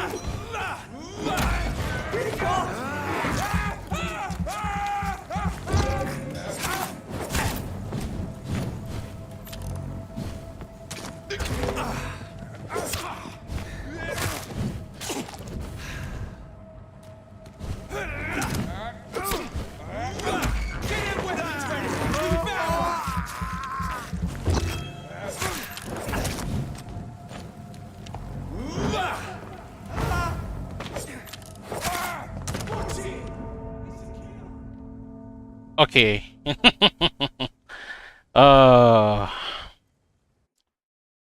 Okay, I really need to find a place to put my like lock-on button because it's just annoying right now. Especially with the one. This lock on next target is also very annoying. I wonder if I can just get rid of this though, but I'm gonna put this in.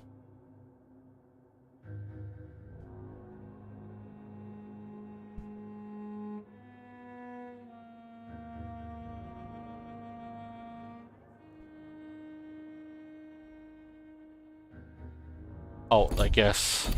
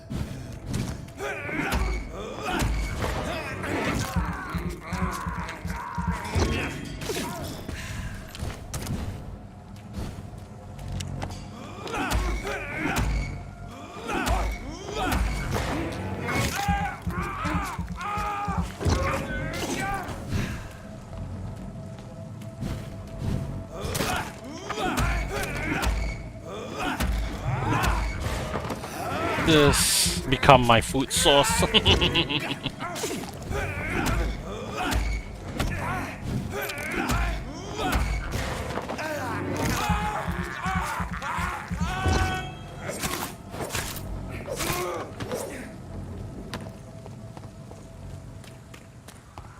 There we go.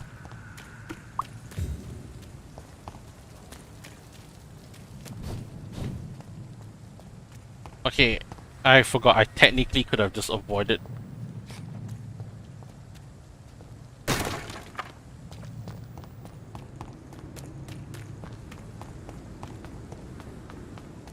Yeah, I could have just avoided, but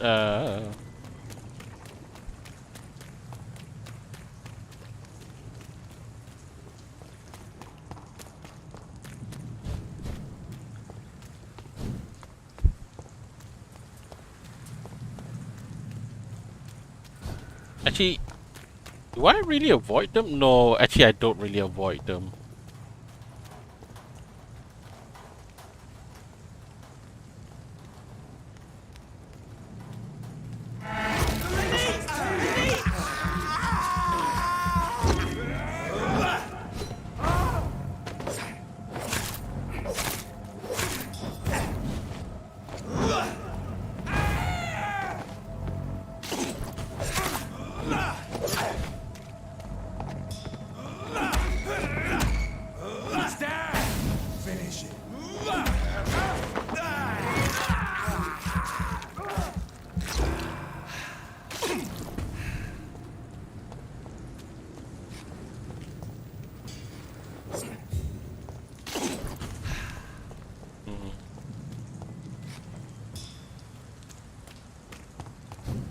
Alright.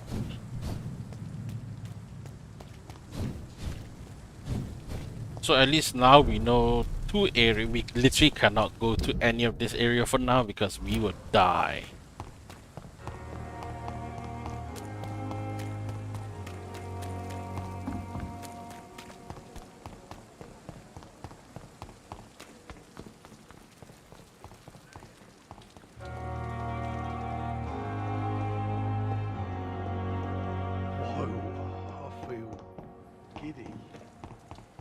Yep, okay.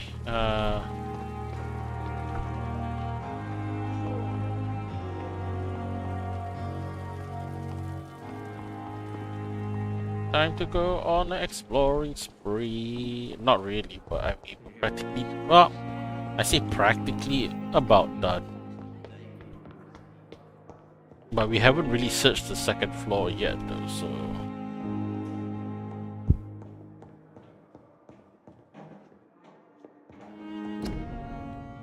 Dr. Swansea.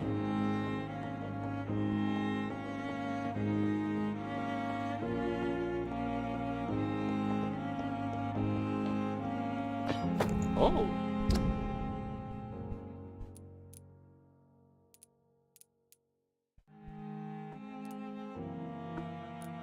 Ooh, increased blood absorption.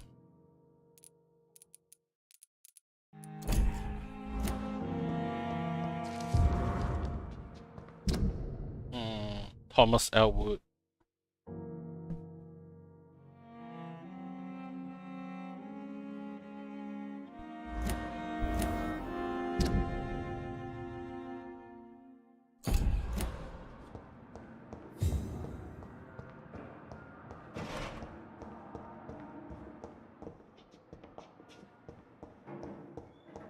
It's locked, all right. It's locked, all right. Okay. Now the next thing is going up to this floor. Okay, no, we can't even go up to that floor.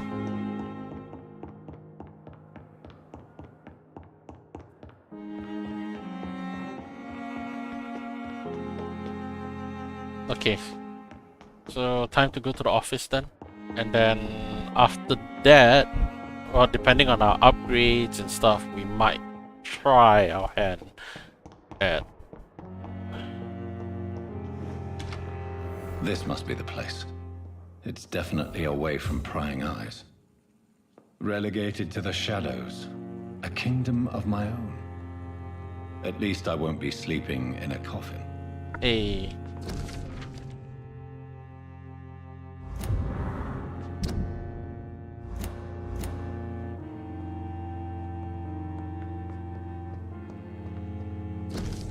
Alright.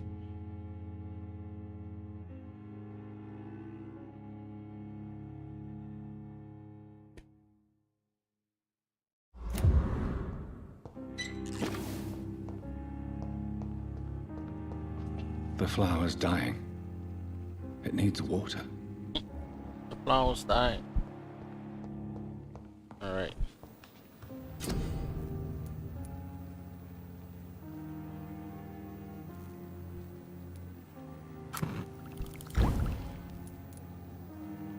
Light regeneration serum, okay. The fuck? Oh.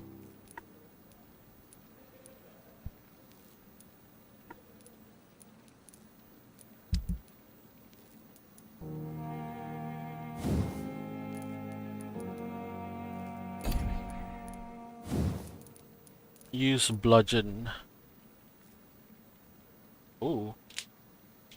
I mean, this is a good if I want to stun enemy to, you know, do the biting, I guess.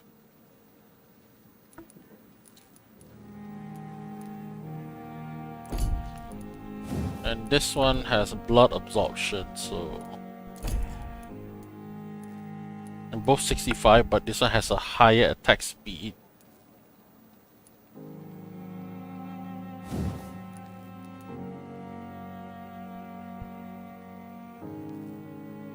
Well, I need 3 common handle parts, whereas this one needs also 3 common handle parts, so either way...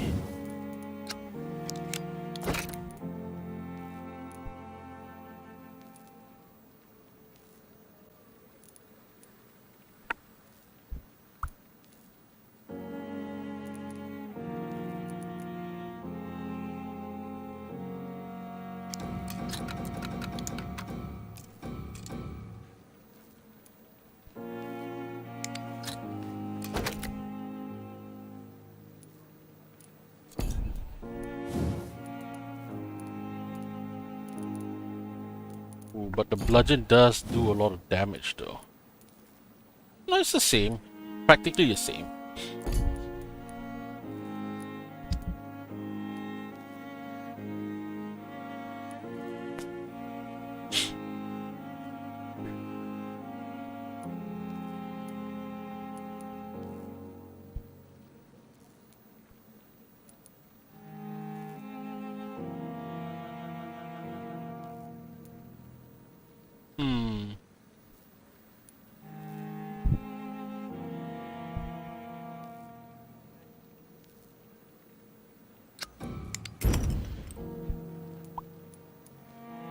thing is, it says, should I do it? Fuck it.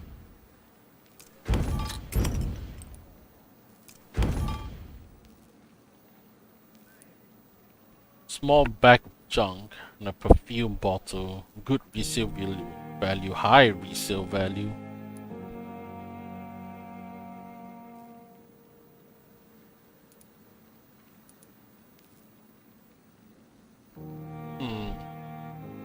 Ah, fuck it.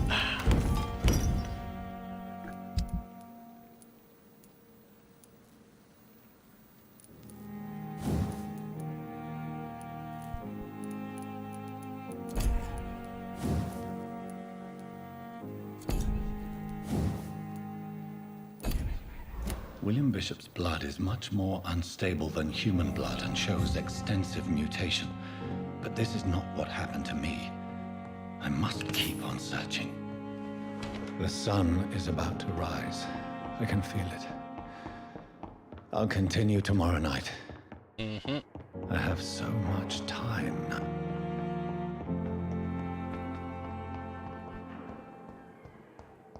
Wait, let me double check. Maybe I can... I wonder if I can buy anything. Let me see. Wait, is this the garden area? No, it's the one here.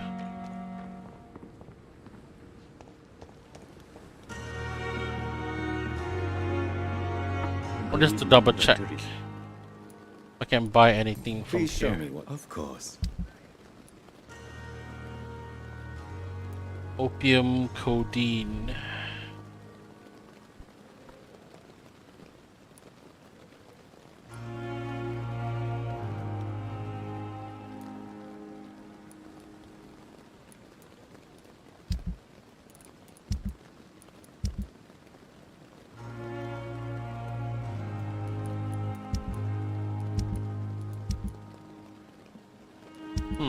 I wonder why I can't sell this particular weapon though.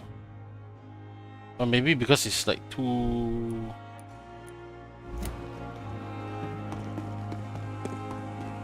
Hey, maybe Milton will buy my shit? Let me see. Milton!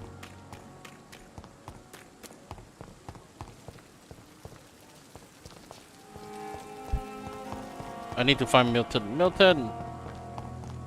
Buy my shit, Milton!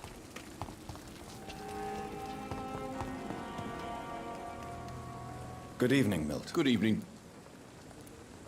I'd like to see your wise choice. Oh, he's not buying my handgun. Not handgun, like the... Oh well.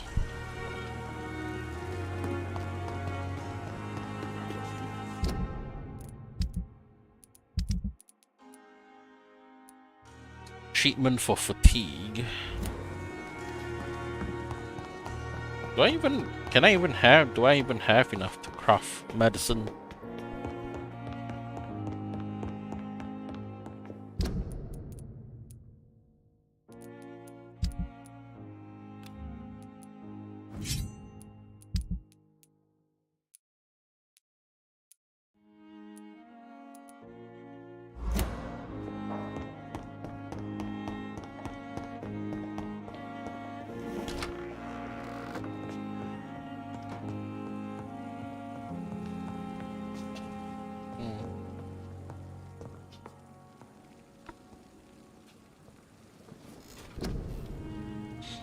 Alright, we got 1004.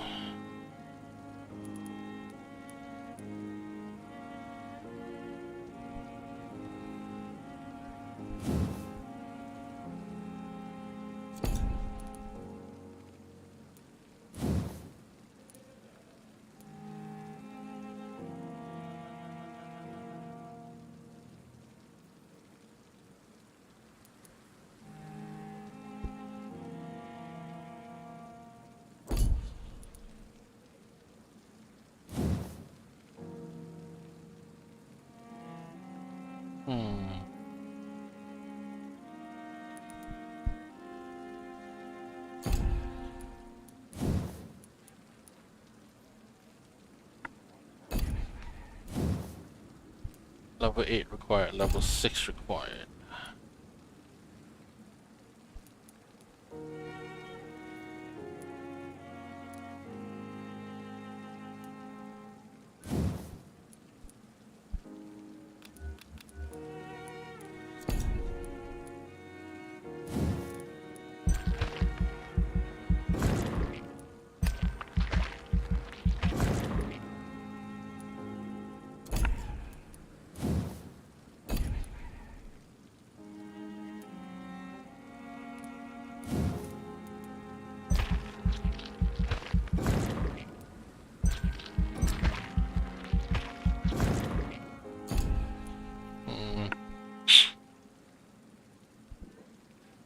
Alright.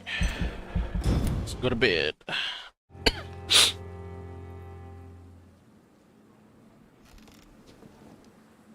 If I'm to stay here until my research is complete, I'd better learn to hide my true nature from the mortals.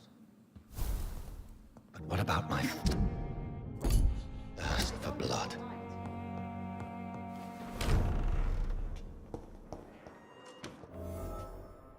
Yes, Nurse Crane? How can I help you? I'm so sorry. I know Dr. Swansea wanted you to rest, but we have somewhat of a crisis. A crisis, you say? Our supply of antiseptics is nearly depleted. I was hoping there was another box up here, but...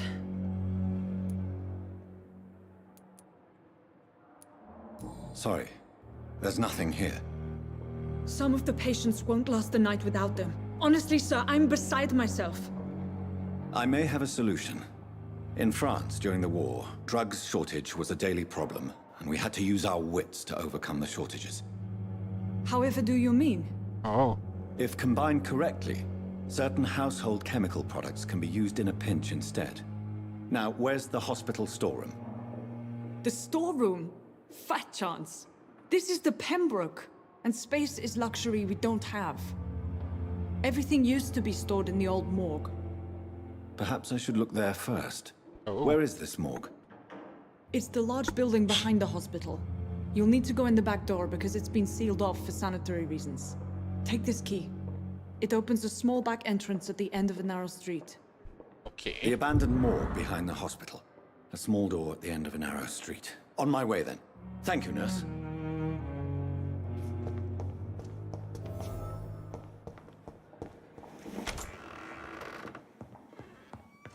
Wait, let me... Fatigue.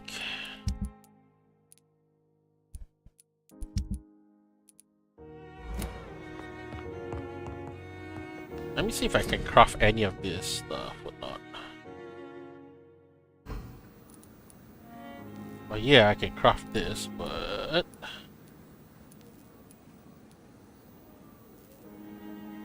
Ooh, I only can craft one.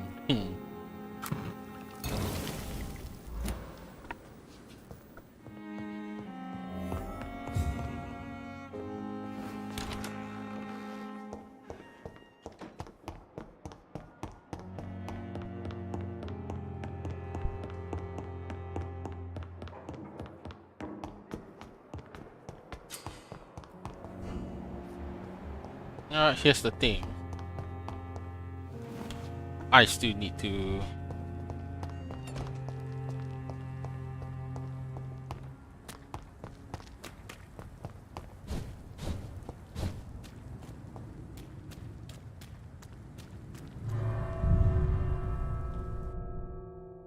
Oh, okay.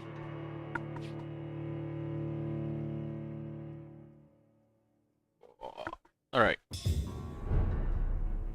Oh damn, it's already... Alright, we'll probably just finish this quest, I guess.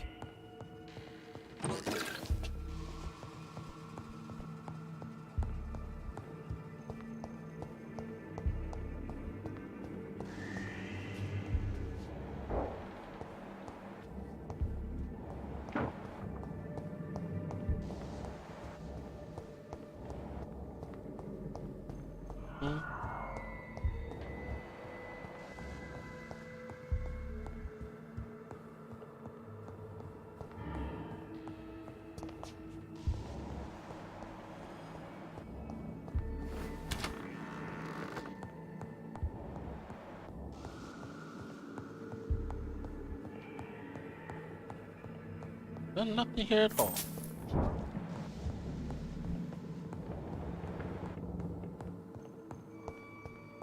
It's locked.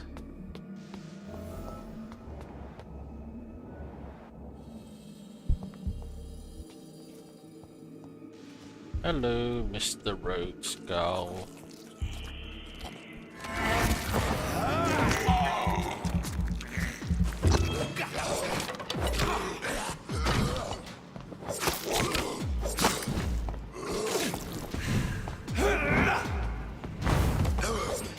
Behavior is similar to the infected William Bishop.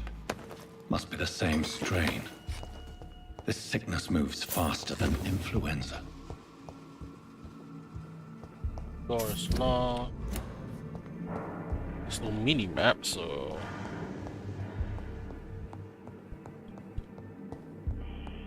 This key will surely grant me access to the basement. eh.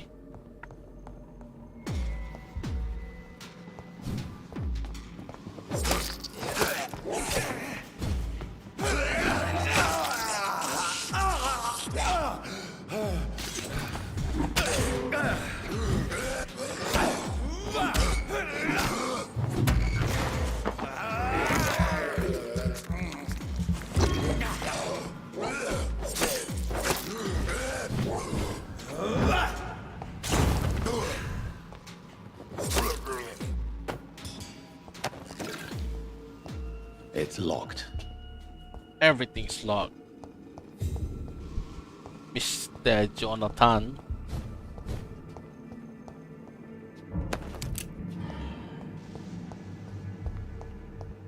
Alright.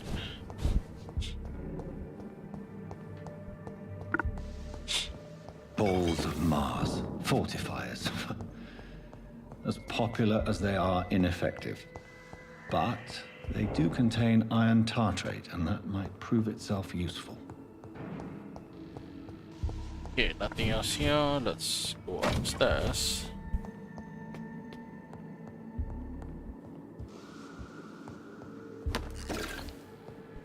Watery rich blood sample.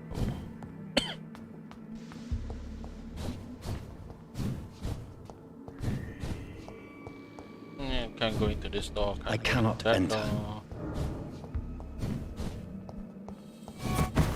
Oh.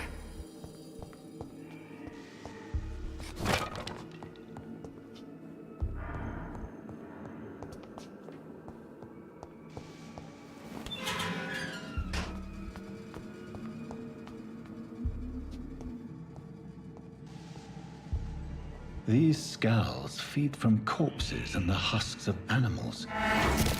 They're not enough blood.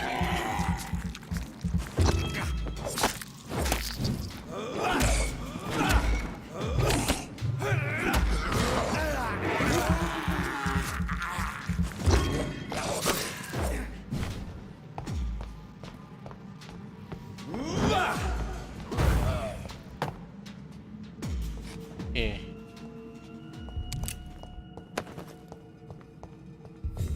So we got the God of Priwen in here as well, somehow.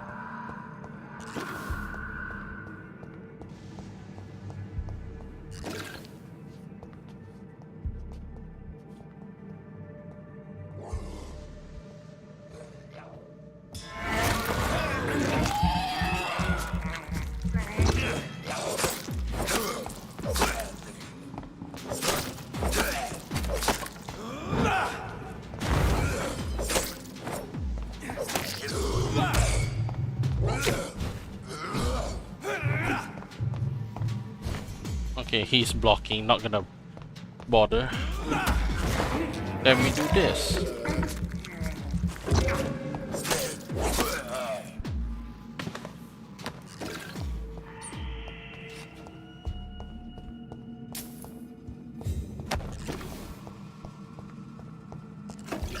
Anything else?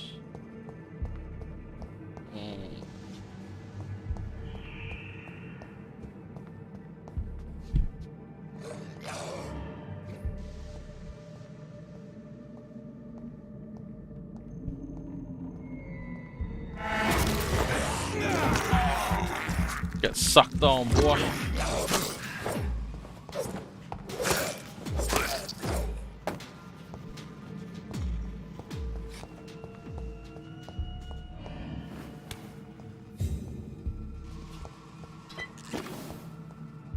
Glass vial.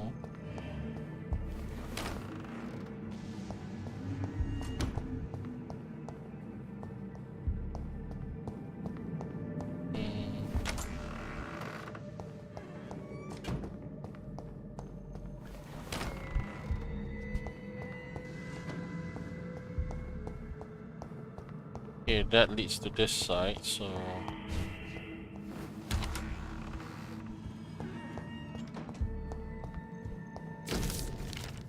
Office of Pembroke. Mr. Connor's injuries don't match the report. I'd better look. Blood absorb. Ooh. Look into this. A new offhand. But the thing is, I already have blood absorption here, so it's like, do I really need this? We'll see.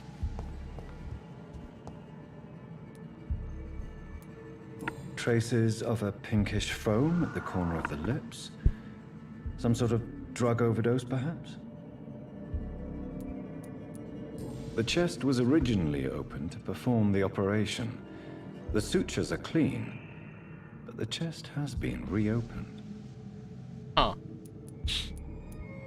Multiple abrasions and scarring on the arms and legs. Old and distinctive injuries of a sailor or a fisherman. A puncture over the left lung, possibly a chest tube insertion. Not the cleanest work, but I think it was successful.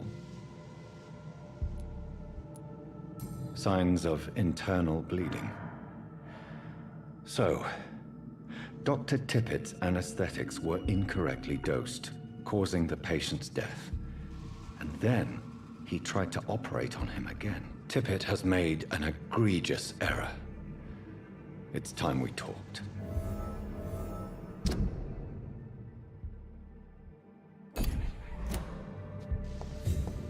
All right. It's locked, all right. It's locked. I don't know why it's locked though. And where are the keys? Oh well.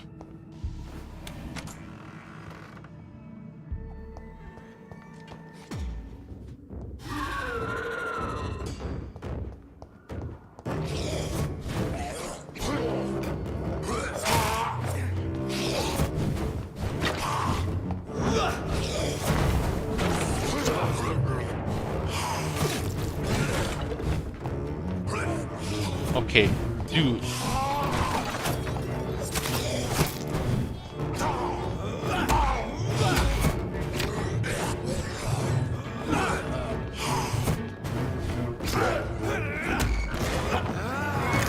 All right.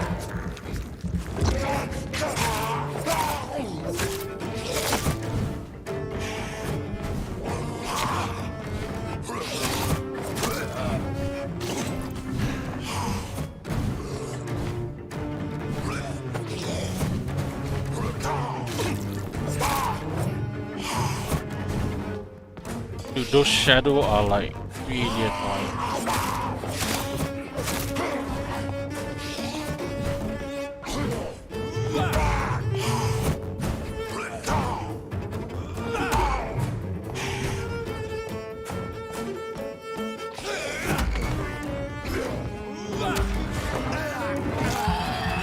Get sucked on.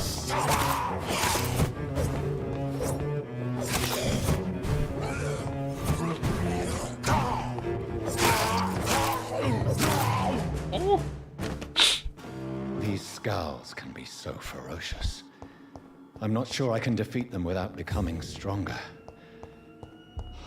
To drink blood is so tempting. Sodium hypochlorite. Dangerous to administer, but efficient in the proper dosage. No, I did not mean to jump up here first. I wanted to see if there's anything here that I can use.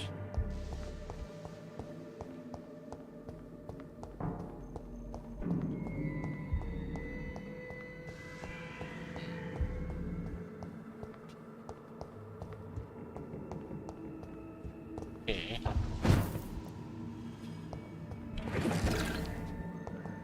An animatic formula.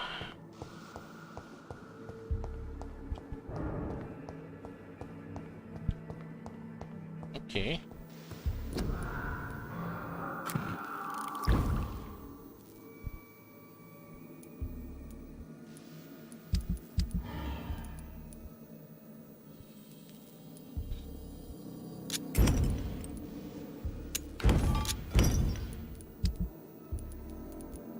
Light blood serum regenerates 60 points. This could be good.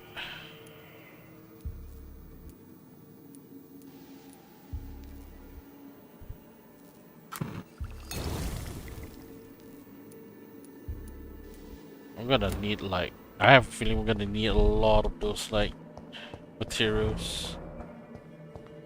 Alright.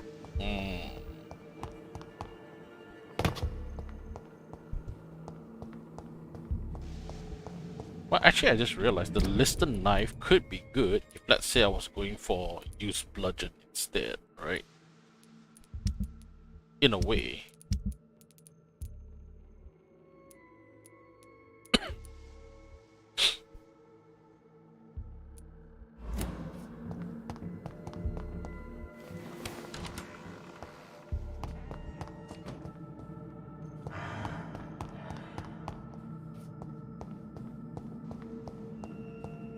Alright.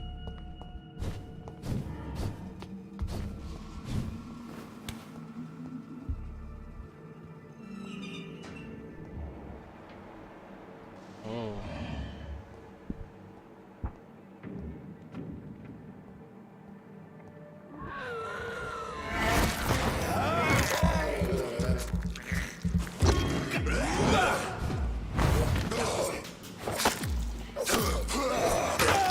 God damn it.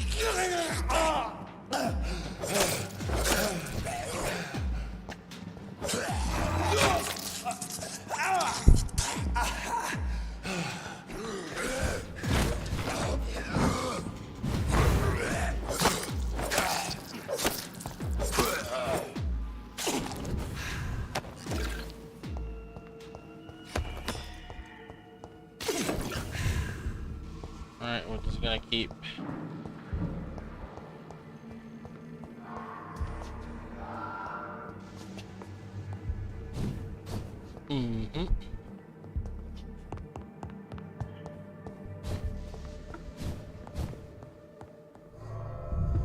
I wonder if, like, let's say if I go to bed, right, and then I come back out here, just so I can, like,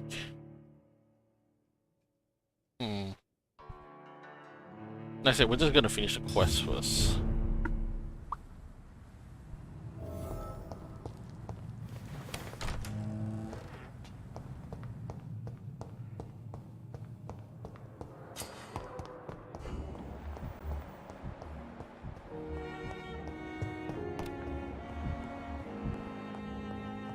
But in the circumstances, I'm willing. Finally, you've returned, Doctor. Did you find anything of value? Yes, I did. You've worked your first miracle, Doctor. Now, this patient here needs immediate treatment. Duty calls. When the storm has passed, I'll show you how to mix the remedy yourself with the same basic ingredients. Many thanks, Doctor. When you've finished, you ought to report to Dr. Swansea in his office. He's been looking for you. Seemed pressing. Okay.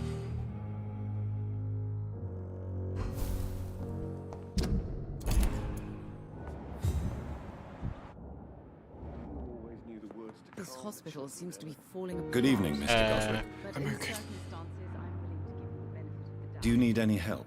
I'm afraid I may, sir. I don't mean to be a burden. Don't worry. You are not a burden, sir. Healing you is my responsibility. And you have my gratitude for that.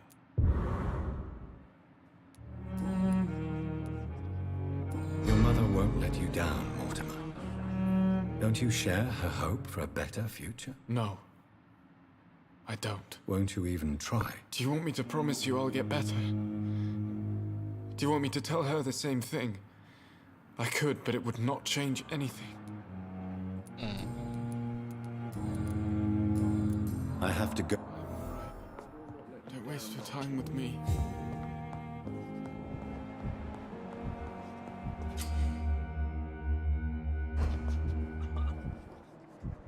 Dr. Waverly, Dr. Strickland.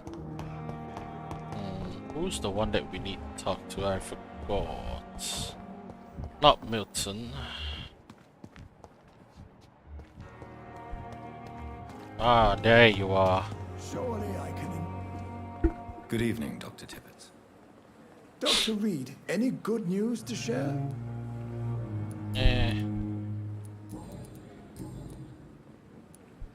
Corcoran, I want you to tell me about Mr. Connor. How did he die? What happened? He was my patient.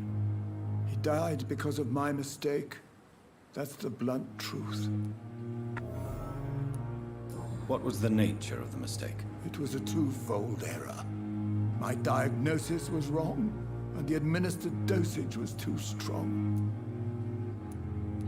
Who was this patient? I don't know.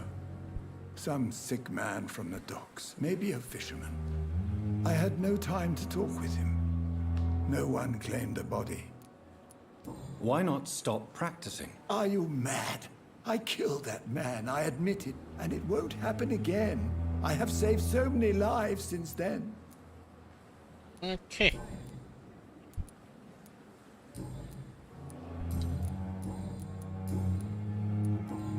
Goodbye, Doctor.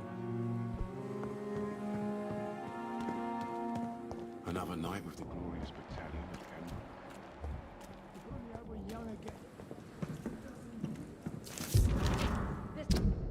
I'm tired as shit, Clay.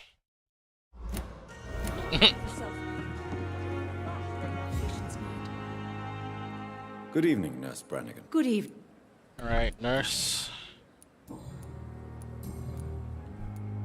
Tell me what Dr. Tippett did. I know his mistake caused a patient's death. If I had not covered up his error, Dr. Tippett would have been fired from this hospital. I could not let that happen. You can't allow your emotions to dictate your conduct concerning patients, Nurse Brannigan. Look around you, Dr. Reed. Do you really think we can afford to lose a brilliant practitioner like Dr. Tippett in our situation?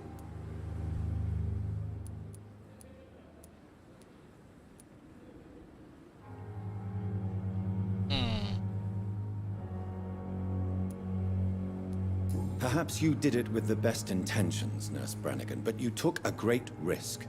Must I remind you that a man died? You mean you've never made a mistake? Never covered your tracks? Come on, Doctor. I wasn't born yesterday. Okay. Goodbye, Nurse. Wait.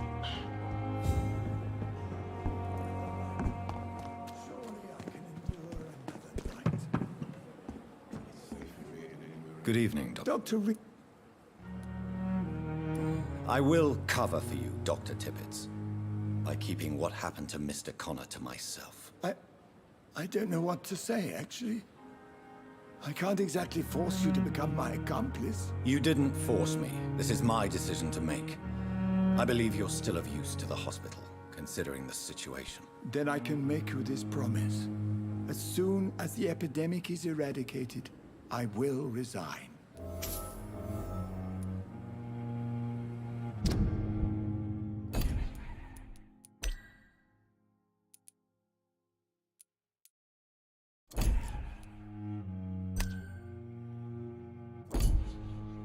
$2,000 XP. What will you do after your resignation? Do you have a plan? I always fancied visiting Cyprus. Such a beautiful island. I could buy a house there by the sea, read poetry, and wait for death. Okay. Life in London, blah blah blah. Alright. Goodbye.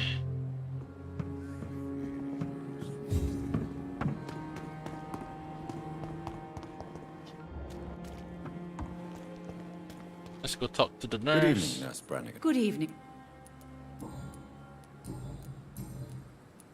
Nope. Alright. Good.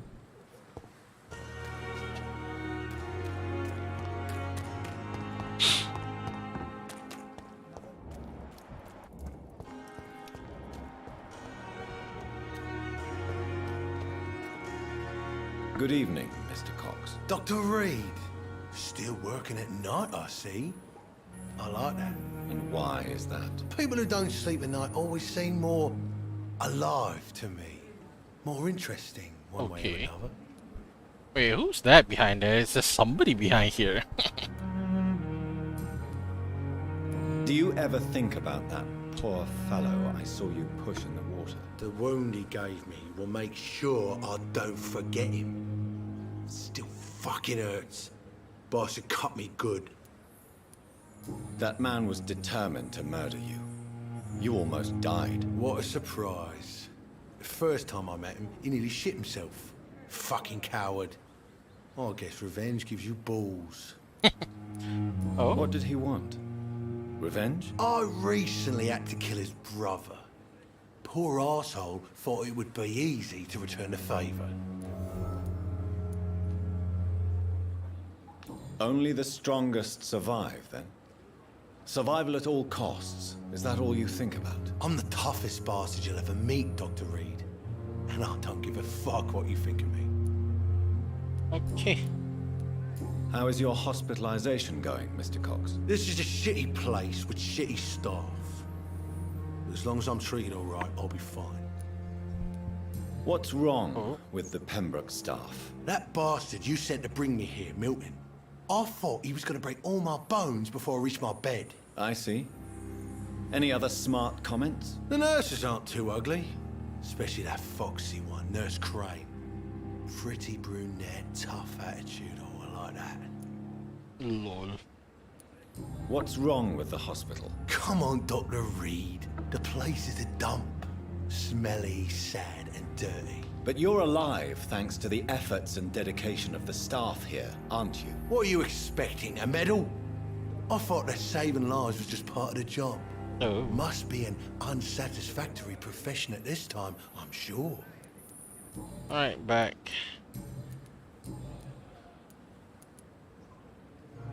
How long do you think you can escape the law, Clay? I know this city like the back of my hand, Doc. I know its streets, who to pay, who to avoid, and who to bully. I won't get caught. Okay.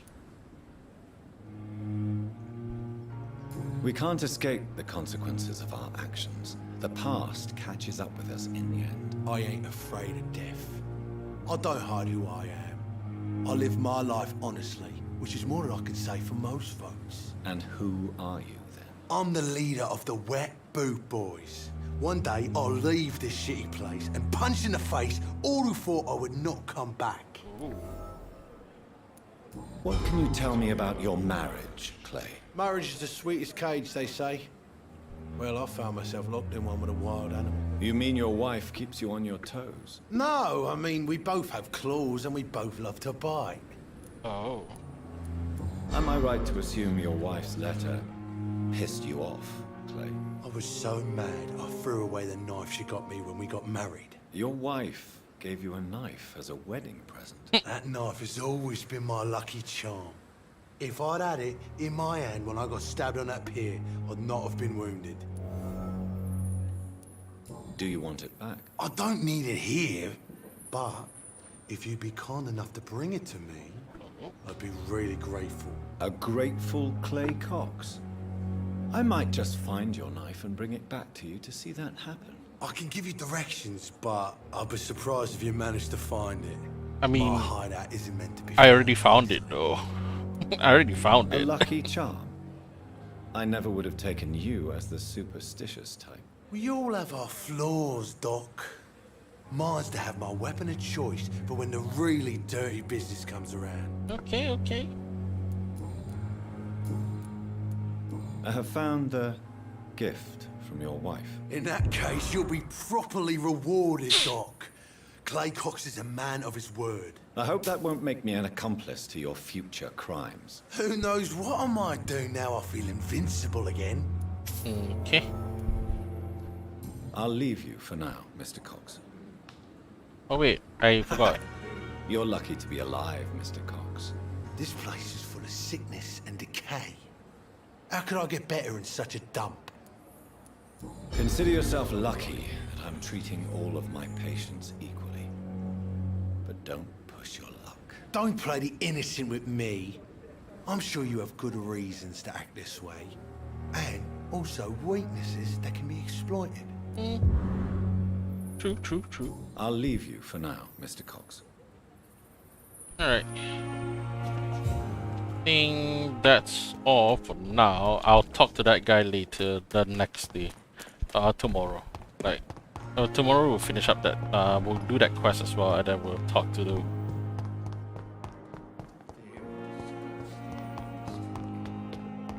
But for now, I want to go... Wait, let me double check. Who else is sick? Is there anyone sick? Well, the only one I know of. This guy's fatigued as well, so might just go in.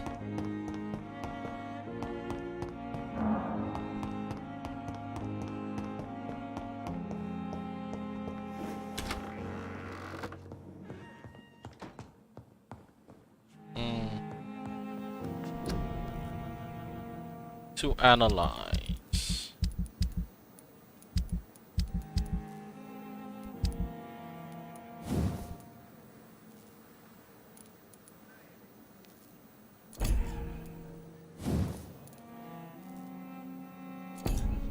Okay.